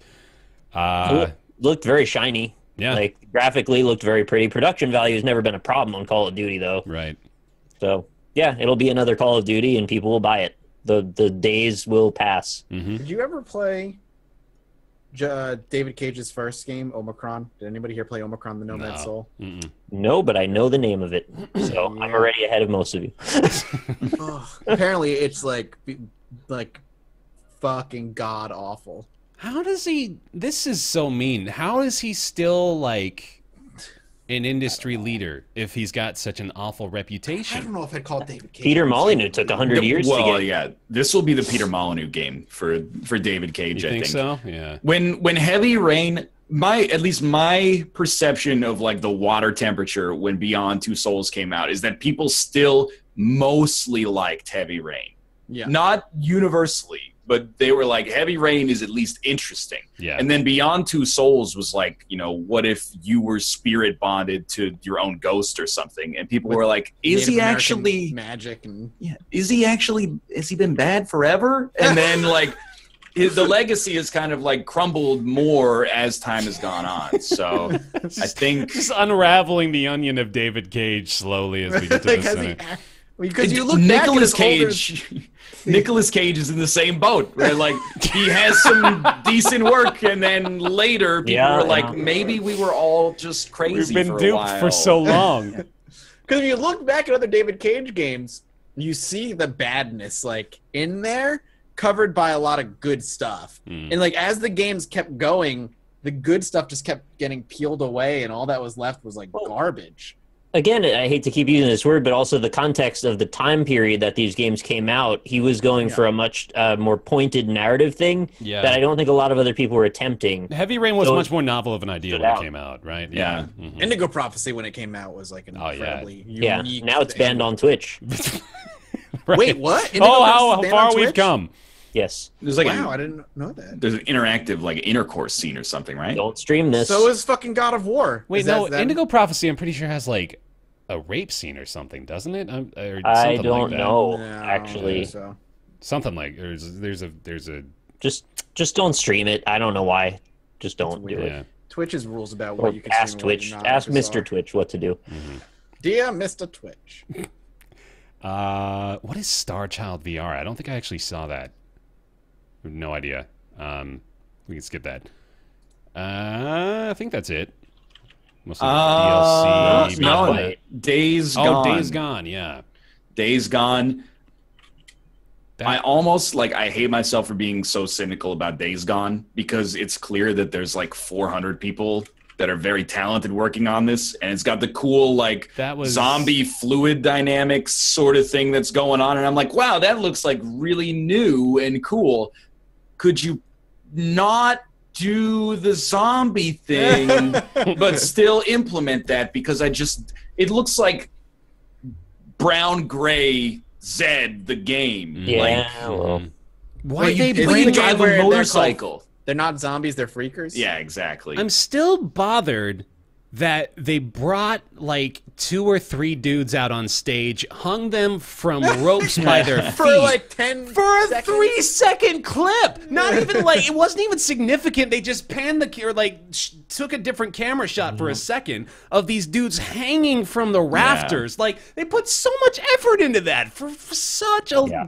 I don't know, I don't get it. Anyway, yeah, Days Gone Had though. extra money is what I got. Oh, I just want to say so apparently it's only some versions of Fahrenheit are banned, Fahrenheit being Indigo Prophecy. Oh. It says only alternate versions of adults-only titles with ESRB rating of mature or lower are permitted, including mature versions of Grand Theft Auto San Andreas and Fahrenheit Prophecy. So I guess there's an unrated version. You Oh. can't. Oh, okay. All right, So I well, misunderstood that. It wasn't on the official list. But games that are banned, you've got, where was it? Something Suck My Dick and Die? Suck My Dick or Die.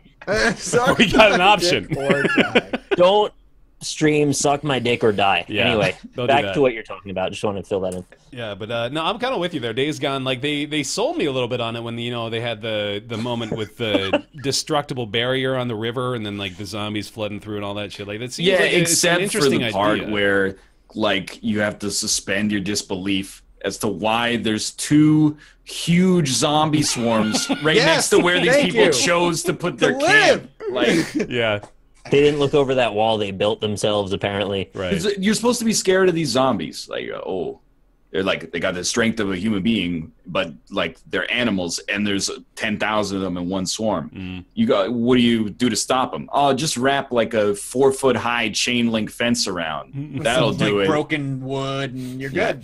Hopefully nobody blows a human-sized hole in the chain link fence, or all of our defenses are gone. Everybody knows that once zombies run into a barricade 2 inches or bigger, they just give up. I am just like a little cynical about. The problem is, if it had been anything but zombies, it's easy to be like, give it a shot. But because there's been infinity zombie games, any slight, I gotta stretch the bounds of realism for this, then you go, okay, well, come on. They could just My make cynicism is cranked up so high on this, because I just don't, they're the least compelling enemies of all time at this point. Yeah, I'm with you. Like, they could easily just make it into some obscure, weird creature that spawned from the earth or something and probably have just the same game with just a different enemy. Their whole premise was essentially like, remember World War Z? It's like how they moved like water. That's kind of like, I think that's as far as they got with story development for why they're... No, you drive a motorcycle as well. They're very rugged. Yeah. Called I don't- freakers. I'm kind of cynical on this one, too. I don't really get why it exists. It just looks like, to me, it looks generic. Yeah. Like, I think you said it as well, Nick. But Yeah. for me, I watched 45 seconds of the trailer, and you're like, this looks like a third-person zombie game. Mm-hmm. I think I'll probably play it, but I'm not expecting anything at all about it. Was that all? One more. One more. Give me your hot takes on Uncharted: The Lost Legacy. Oh, yeah. Ooh, yeah, It'll man. probably be good. That's coming soon. It'll probably be like, it'll right? probably be great, right? Right, yeah, I imagine it'll be just as good as the other Uncharted games. It's fucking Naughty Dog. I don't like and I'm being like super Mr. Negative right now about a game that's probably going to be beloved and by all accounts good. But like, I don't like when games are like the last chapter and then they're like, and the epilogue 6 months later. It's the lost legacy, man. It was forgotten and they recovered it, and now this is their only opportunity to tell this story. Obviously, it's like the Resident Evil movies. I heard you talking just the other day. It's like the last. I think it's actually called the final chapter, and then they're like, we might make another chapter in like a year. They announced a 6-movie reboot. Oh, that's what it was. Yeah, okay. For what? For the Resident Evil franchise. I saw the headline. Wow, 6 movies. They're doing a 6-movie reboot. Are they bringing her back? Who was the? No, it's going to be all new cast and all that stuff. Okay. Who was the front lady for that series? Mila Jovovich. Mila Jovovich. Okay. Mila Jovovich. Nintendo. Last but not least. I don't know how, like, maybe I'm just, like, a cynic, but everybody on Twitter, Nintendo won E3, and I'm like, really? Because it wasn't that good. They were good. They were good. It was above average for Nintendo, but I don't think it compared necessarily. Everybody was good. How about we can just say that? That's a good E3 Mario for sure. Odyssey looked fucking great. Definitely. Agreed. I'm super pumped That for Mario hat is Odyssey. terrifying. Yeah. Right? I don't know what it's going to do, but I feel like when you beat the game, they're going to throw the hat on you, and then you become part of the story. Shit. I like the idea that Mario is like a soul stone from the Diablo universe. And like for this whole time, like he's kept this demon attached to his head to save the rest of the world from it. But now the evil has broken free from the soul stone and is possessing random people. That's weird. I like when Mario possesses another human being. Yeah, that's not okay. So weird. Bad etiquette. Oh shit! I'll be honest. Like, if I'm going to be the one that's maybe the most optimistic, I thought that if you're only going to do a 25-minute Nintendo Direct, they did a lot of really good stuff. Yeah, but I don't agree with the concept of like winning E3 to begin with because it's all trailers for the most part. But like new Metroid Prime, that's pretty crazy. That's an unexpected announcement. The biggest issue I've got with like the bulk of the Nintendo presser is that we had very little information about the things that we're the most excited about. Like Metroid Prime 4 was literally a logo and a title screen. We got nothing As far else. as I'm concerned, a logo equals a trailer. That's actually wrong, but like right. they're both pieces of marketing that are not representative of the quality of the game. You can make a bad game with a masterful trailer. Dead Island, not right. Punching it when it's down necessarily, but like the people go, oh, like let me pick apart this trailer that 100 people constructed from scratch to sell the game. Like I'm not saying like, oh, I can tell Metroid's going to be amazing from the PNG. I'm just saying like they're both like I'm stoked that it exists, I suppose. What struck me as funny in this case is Nintendo actually, above all else, they almost always do show a small amount of gameplay footage at least.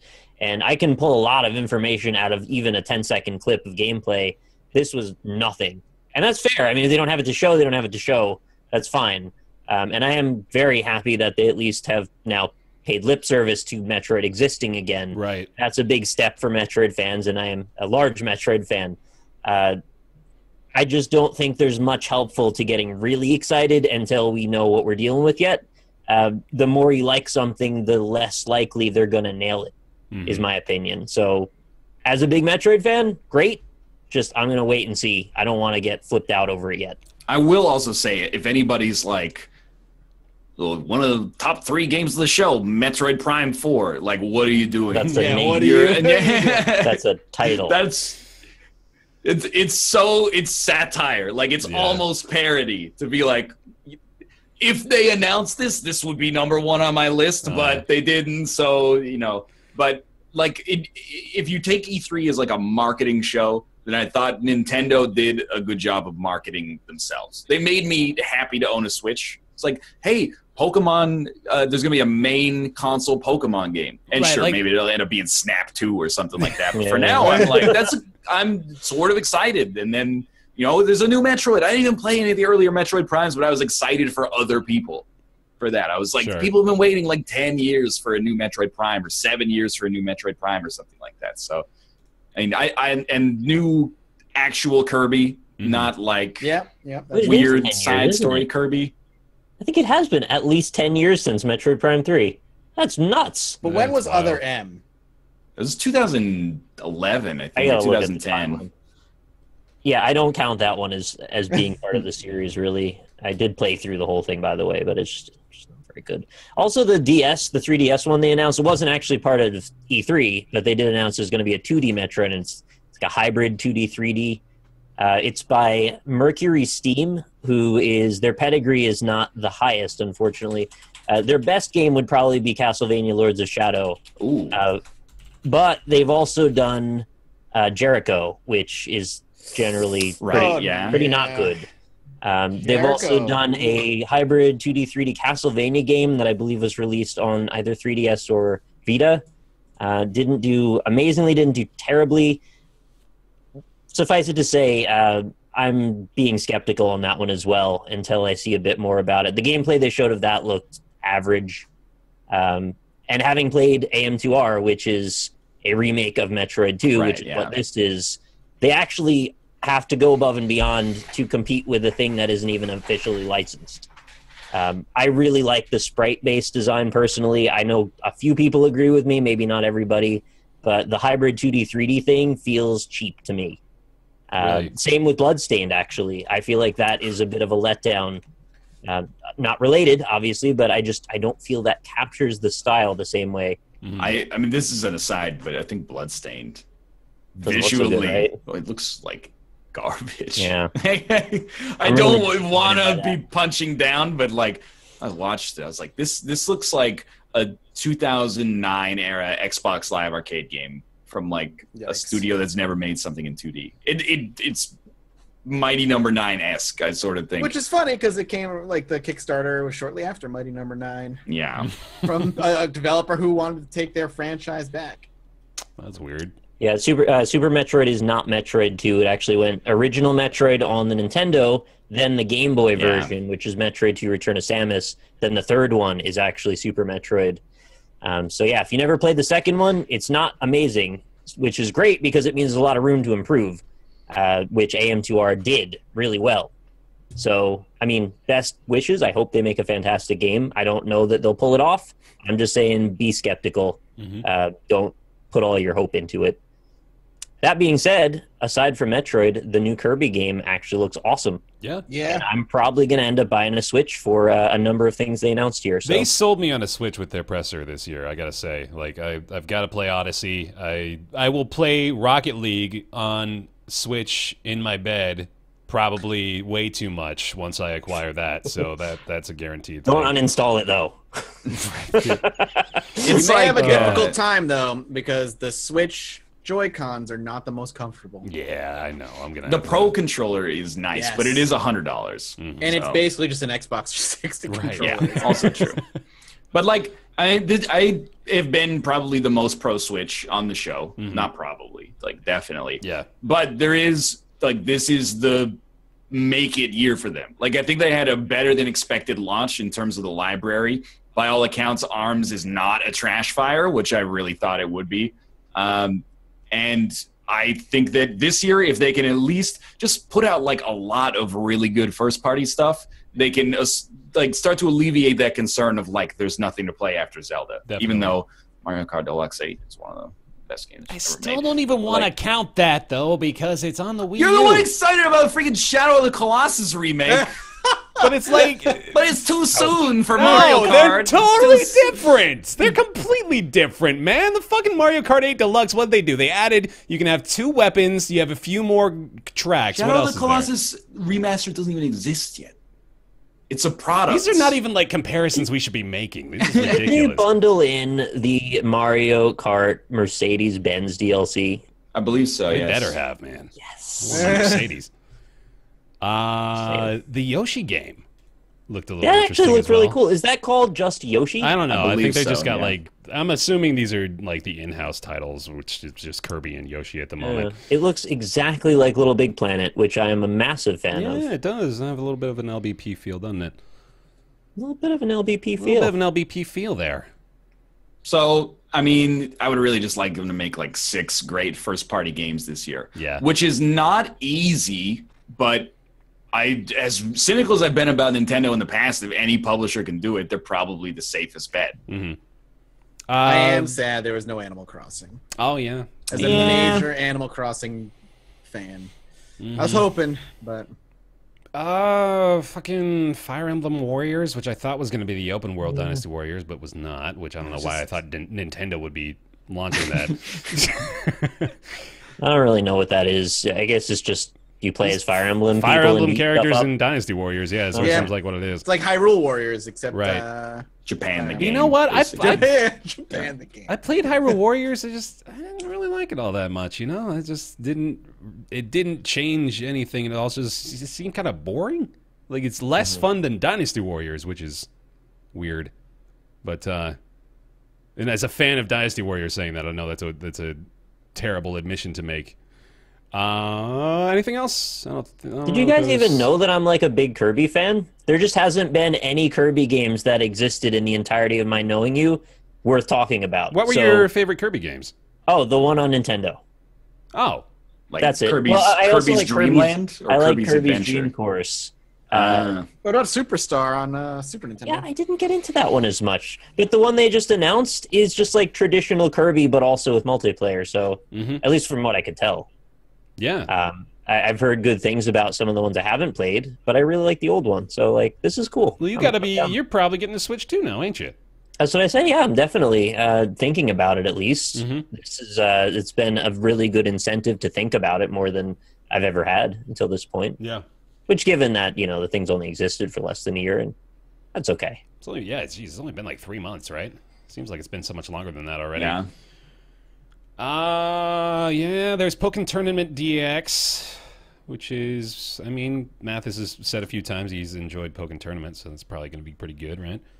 Yeah, I hope so. And Legend of Zelda Breath of the Wild expansion pass was announced. A couple of expansions coming this year, I think, for that one. And that might be it. Cool. Xenoblade Chronicles 2, but... Oh, yeah. Yeah. Okay, well, I believe that wraps it up then. So let's go ahead and do an impromptu best of show here. What would you all say? Best of show E3 2017. Game or company? Give me a game. Let's start with company and then we'll go with games. Give me a who had the best performance, who had the best presentation this year. Even though we just said it's silly. I just want to hear it. I want to make you choose. I really have a hard time picking this year. They were so even in a lot of ways. Yeah. I just have a bias to say Sony because they hold the power to make or break my dreams, so I have to tell them that I like them. The most visceral reaction that I personally had was from Shadow of the Colossus as well, so I'm probably going to say Sony for that reason. There you go. I will say Sony as well, but it's like... It's pretty close, right? Yeah, it's not like 10 v8 v6. I'm just going on the big 3 as well because I didn't watch the Bethesda conference, the Ubisoft conference, but yeah, I mean the Sony conference I admire because they probably said less than 200 or 300 words, and then the rest of it was just footage, which is they're getting totally fine. They're getting better and better at it. Like they realized a few years ago what we want, and they started doing it. And now they're really like fine tuning it to the point where Sean Layden is like the only person that goes up, and he speaks very briefly. Oh, we forgot to mention the Dragon Ball Fighter Z game coming out. That does look really good. Who made Blaze Blue and Guilty Gear. That's really good. They only really make good fighting games. That was in my personal during the Microsoft conference, wasn't it? It was. I don't know how we skipped over it. DBZ Fighter.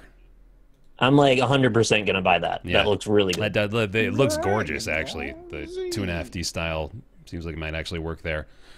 Yeah, I think I'm gonna give it to Sony. It's just I think it's a foregone conclusion at this point. But my game of show is gonna go to Shadow of the Colossus, even though I do admit that giving that to a remake may be a little A little weird, but there's nothing else even touches the amount of hype I've got for Shadow of the Colossus. I'll be surprised if they botch it. It seems like it's such an easy thing to conceptualize what went wrong and how to fix it.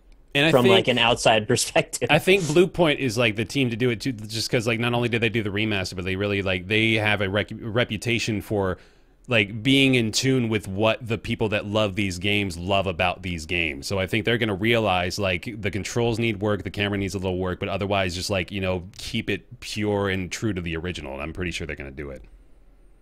Anybody else game of show? What do you want to go?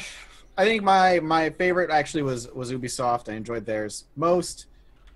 My game of show, I don't know. To go against everything that I stand for, I'm really excited for Beyond Good and Evil 2, even though there's no gameplay shown. Mm-hmm. But next to that, if they can nail the way they're making Spider-Man look, then I'm very, very excited for Spider-Man. I want an Arkham, quote-unquote, Spider-Man. Yeah. It needs the Arkham treatment. So, that's me. Yep. Nick, did you go with Shadow as well? Or yeah, I did. I mean, chat's like roasting us to hell for that. I don't care. Is there a problem that an old game can win? No, man. I'm surprised Ryan's announcing, like chat's saying, isn't going to the PUBG patch notes. No. PlayerUnknown's Battleground on the Xbox One. Realistically, though, they will be better than probably 85% of the things that were there. But that's not what E3 is about. They even announced zombie mode in PUBG. Yeah. E3 is about, the moonshot. This could change gaming forever, blah, blah, blah. Yeah. It all does. Everything does.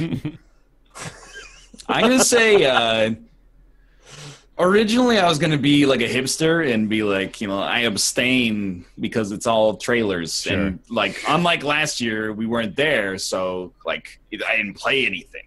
Like last year, it seemed more plausible to come back and be like, hey, this looks really cool. But instead, I feel really confident that Shadow of War is going to be pretty good. Not Monster Hunter. I mean, I don't know anything about it. Yeah, it's the thing. If Monster Hunter nails it, I'm all in. Shadow of War comes out in like 3 months, and the trailer or the slice that they showed was like exactly what I wanted. It was just silly like as hell. I loved it. Yeah, it was silly in tone. The combat looks fine or fun even, and it's just more of a focus on the Nemesis system. So I think that's it's the safe money, but I'm gonna take it anyway because I really like the first one. Do you think they knew that Bruce, the orc guy, was gonna be as popular as he is? Next Bruce, mate. Yeah, that was really good. Cool. Because they had Bruce take over their Twitter the next day. Oh, really? I'm curious how much of that was planned, or if they were like, "Wow, this guy was a big success." Mm. Didn't they say that it wasn't scripted, and when they were playing the demos, every time they'd get a different character? So was it just a dice roll? They got that one. Well, the one in the conference is 100% seated. Okay. They definitely they're going to be like, all the shareholders are watching. We accidentally got Slice Cock the ball crusher.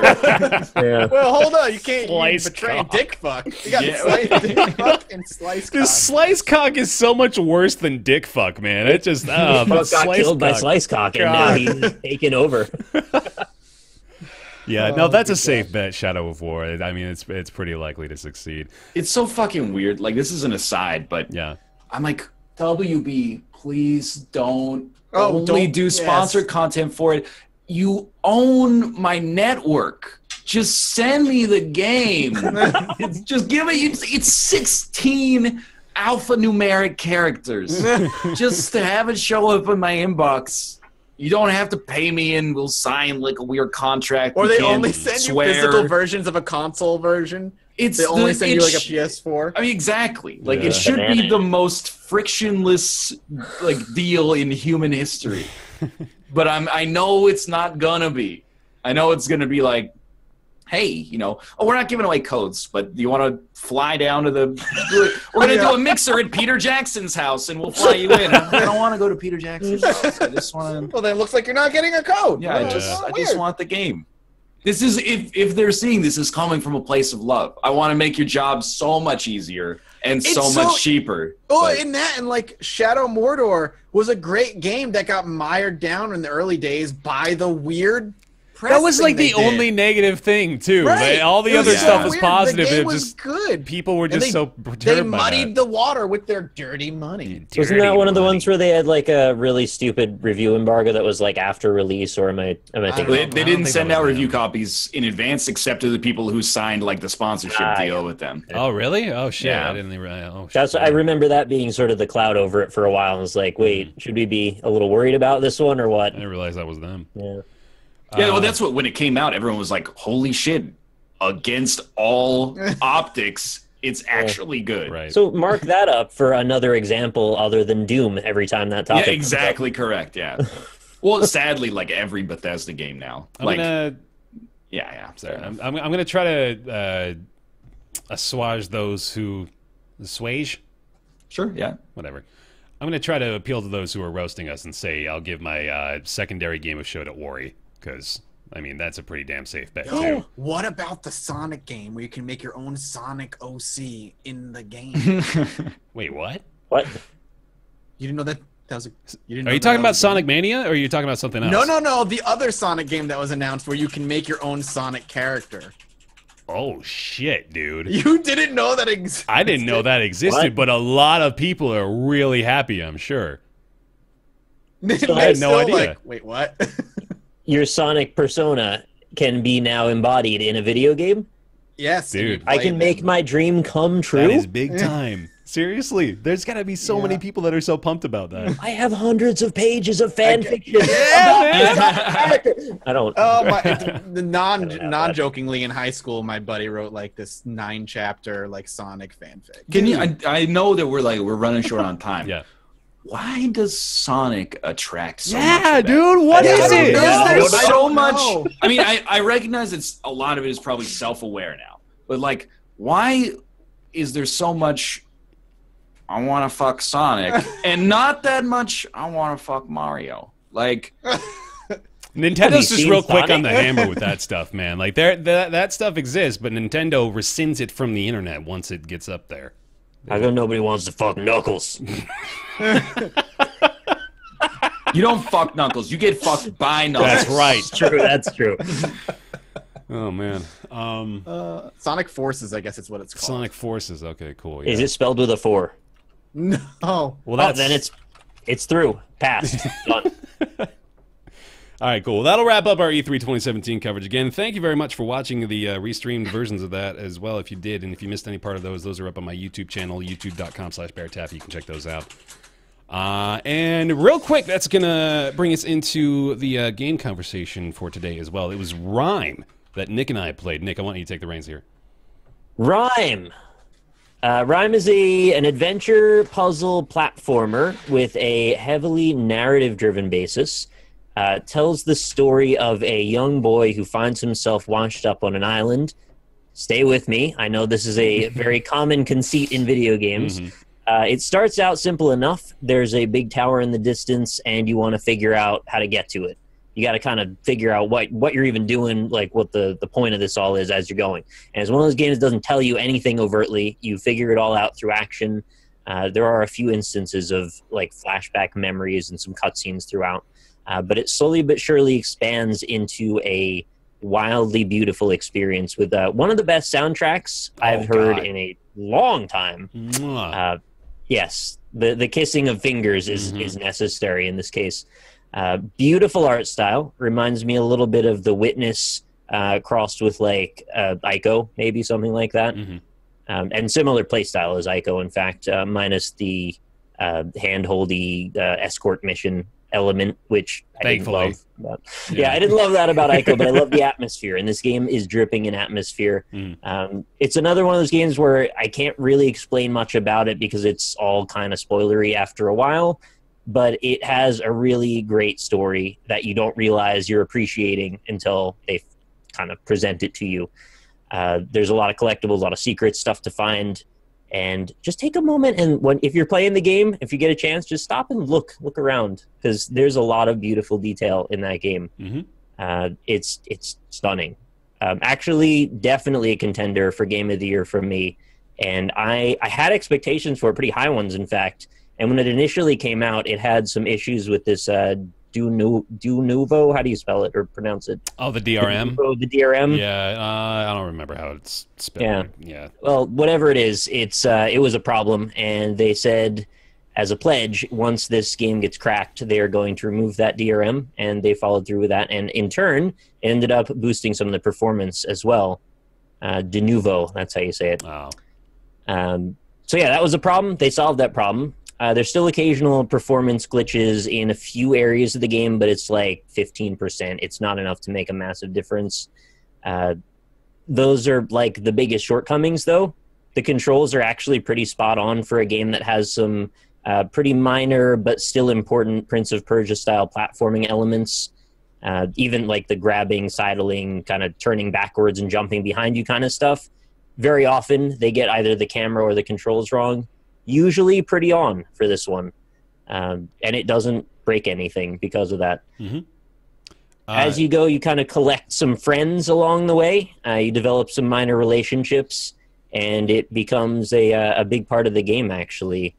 How far did you play into it, Bear? I am about 3 hours into the moment. I got to the second loading screen, if you're familiar there. Yeah, so I can pretty much just echo everything you've said so far. I want to reiterate, though, the soundtrack is just, oh my God, it's fantastic. I'm a sucker for an orchestral composition, but this one it's the way it crescendos sort of subtly whenever you accomplish something is just so masterful. It's really well done.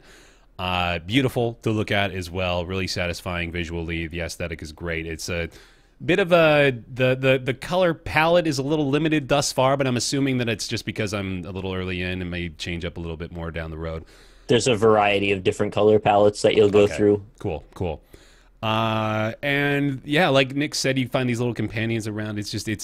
It's this adorable little way of continuing to incentivize you to pursue further exploration, which is the kind of thing that this sort of game really needs, you know? Like, there are a lot of games I've played like this that I can kind of get disinterested in and lose my will to play about 2 to 3 hours in just because there's not a lot really pushing me forward and really incentivizing me to continue, apart from just like, you know, this sort of obscure what's going on with the world sort of thing.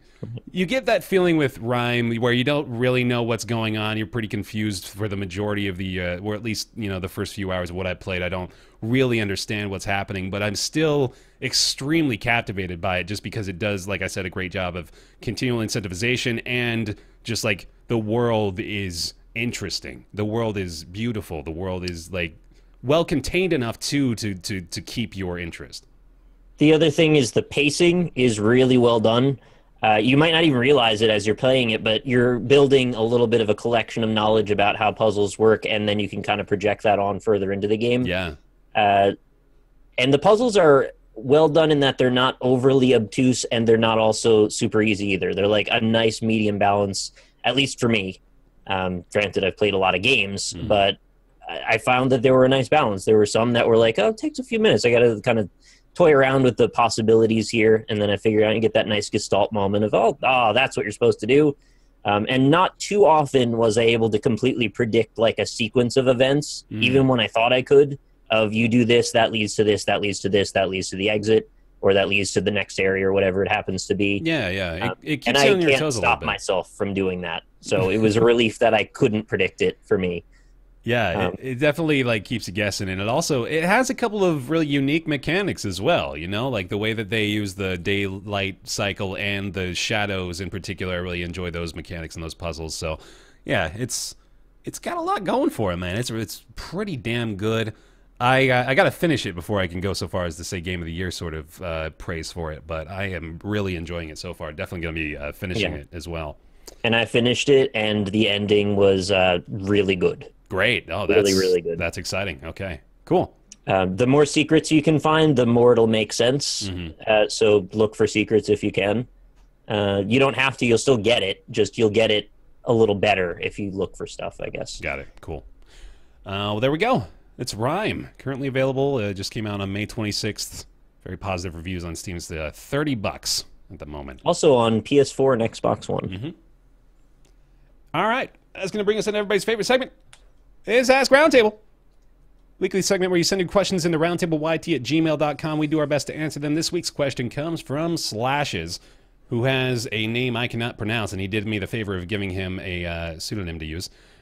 So Slashes asks, if the Roundtable crew started a D&D game, or any other pen and paper RPG of the sort, what would your characters be like? Class, race, personalities, looks, etc. See, now I'm using this as a double-purpose question because one of these days this is actually going to happen. I think we're going to have to do some sort of one-shot with us. So we're knocking this part out now. We're getting the difficult stuff right on Lost Initiative. Twitch.tv/Lost Initiative show. Wait, I didn't sign a contract. You don't know that. Yeah, you didn't. So I've got a halfling bard that I'm pretty in love with over on Lost Initiative show. I really like that kind of character, but Mathas sold me on I'm playing an old wizard, an old ancient man with great power. I gotta do that, I think, at some point. That's my next move is old ancient powerful deity wizard. That's me. With that voice for 4 hours. With this won't get old at all, right? This is still funny. Nick? Yeah, wizards are great, man. You'll love it. I don't even know what options there are. I've never really played them. You tell me what you want to play, and I'll tell you the class that best fits. Okay, There we go. I want like to that. be some kind of wizard that can like manipulate time and space. You could just go straight wizard, and there's time and space spells. Oh, that was so easy. That's so That's easy. super Shit, easy. man. We should I just want my have a... powers to be based on like green vibrating crystals. Also, is that part of my class? Well, if you want crystals, then you want to go the psychic powers, psionics, because they have crystals that they can float around. So I'd want to also be like a dark elf, You can multi-class and go wizard psionic. wizard psionic, dark elf, Dark elf, destruction mage. Destruction mage. I vibrate my enemies out of existence. You just pick wizard, and you can choose the spells that you want to use. It's so easy. It is. Wizards are great. Ryan, tell Mathas what you want to be, and he'll give you a class and race. I'll play anything as long as it's not with these jokers. Oh. Womp womp. Sadness. No, Mathas, what should I be? Oh God, Ryan, I don't fucking know. You know, I would set you up with what we put with Bear with first. Just play a bard. Yeah, you would be a good bard. You'd be A good talker, bard. someone that just doesn't shut up.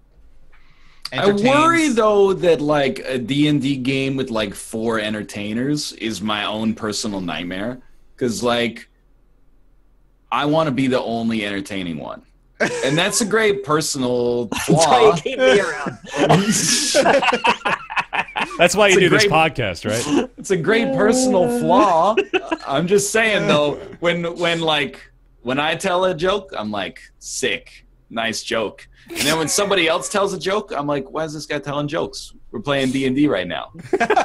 Well, you can It's be a too happy- many cooks in the kitchen sort Our of Wednesday thing. Yeah. night show is for entertainers, but Bear is the voice of the party. He talks. Everybody else is like I play like a brooding edgelord who doesn't really talk much. Mhm. Sam it plays like a kind of a quirky young like tiefling girl. Doesn't really talk much. Sam but will talk has, every once in a while when he's got. He'll have like occasional snippets, but he doesn't really isn't the voice of the party. Yeah. And Maggie Tiefling. plays. What the heck is a tiefling? It's like a part human, part demon creature. So Oh, that sounds kind of cool. I never heard of that.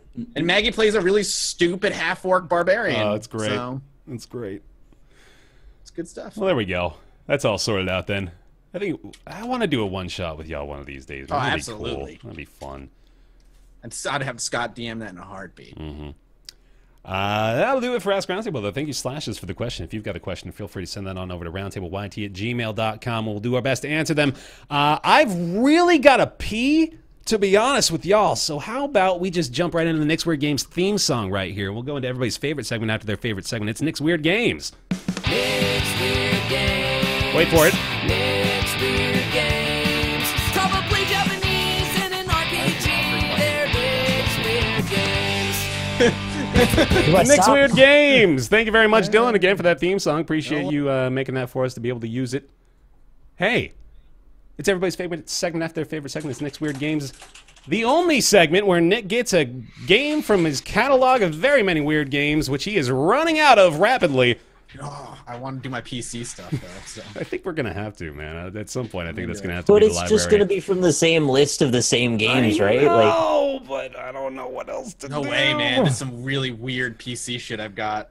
You got like hard case PC games that we could Do a little bit of... Dude, no someone soft sent me... casers over there, that's man. right. No I don't know soft if you can see. Somebody sent me 2 boxes of over 100 big box PC games that I've added to my collection. There's like nonsense games in there. This is great. Are you dreading having to buy another shelf? Yes. I have to build it. Elise roasted you the other day, man. She got you. Oh, I know she did. I saw the roast. Chad is already guessing, and I haven't even started Oh my yet. god! Well, let's go let's for go. it, man. Here we Bear's go. got to pee. Let the man pee. Let's let the man pee. Yeah. All right, today's game we are talking about is an Xbox. Wait, Original? how do I say this? The original Xbox. Sorry, this takes a second now because I've got to. Yeah. You can't say Xbox One. Which one of the things I can't say before I say the. Right. This game was also available on Windows and Mac. Mobile phone. That's a good one. Well, shit. Game Boy Advance is also a valid platform. The release date for the version we're talking about today was November 2004. It is a first-person shooter with both single-player and multiplayer. The game is essentially an adaptation of a movie, an oldish movie, in fact. It's the Chronicles of Riddick: Escape from Butcher Bay. Nope. That would be too easy for you. That's like your favorite game. I know you would tee that shit up in a second. I've never played it. Just sort of look like Vin What? Diesel. Why do I think you love that game? I was also under the impression that you had played some Chronicles of Riddick. I don't know why. I think you have talked He said about it a lot. He said in it's the- a first-person shooter. Yeah. Yeah, November 2004. Yeah. Okay. It's not Uh, Chronicles of Riddick. Escape from Correct. Butcher Bay. You know the whole title for sure. I think everyone knows that one. You play as a character named Jet. Jet Riddick. On an island called Butcher Bay. Keep me going. Keep me going here. You fight against an antagonist called Colonel. It's 13. No.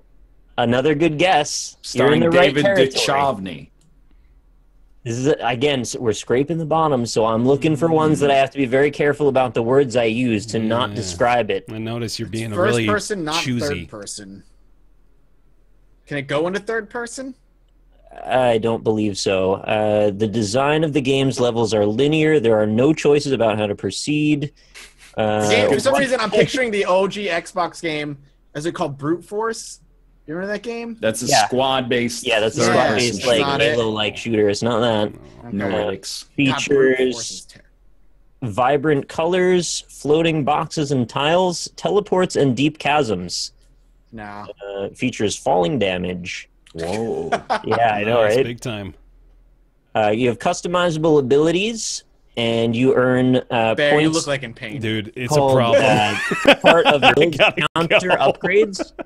I just think they're shifting. And I can't the do the it, face man. is like is pure sadness. Here's a good one.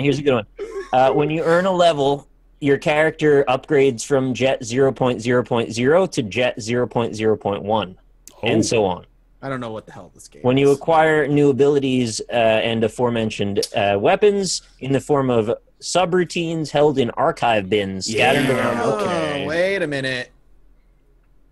Oh fuck. Who Yeah, no, made okay. this video game? Oh yeah, why didn't I say Yeah, that? that's a good question. Sorry, Monolith Productions was the developer on the console. No, actually, Windows. Sorry, console was Climax Group. That's a great name. Publisher was Buena Vista Interactive. Is it And X Walt. versus Sever? No, but that's really obscure. That's a good guess. Props for knowing that one. Man. I'm like first-party or first-person shooters that have a 3D and a 2D version, basically. Yeah. Buena Vista Not- Interactive and Walt Disney Internet Group. There's a throwback right there, man. Designed by good old Frank Rook. I'm looking it up. I don't think this is it, but for some Lilith reason, Tech Triton is the engine. is it Pariah? Nope. You're reminding me of things that I forgot I knew, though. No, then I don't know it. Is it Painkiller? No. Okay, if it was Painkiller, I'd laugh. There's a lot of themes regarding digitizing humans. You're Is sent in. I feel like I've played it, but I can't. Think Is of it Black? Well, last Oh, one. God. No. Another game I forgot existed. You're sent into a corrupted server. .hack. It's a Tron.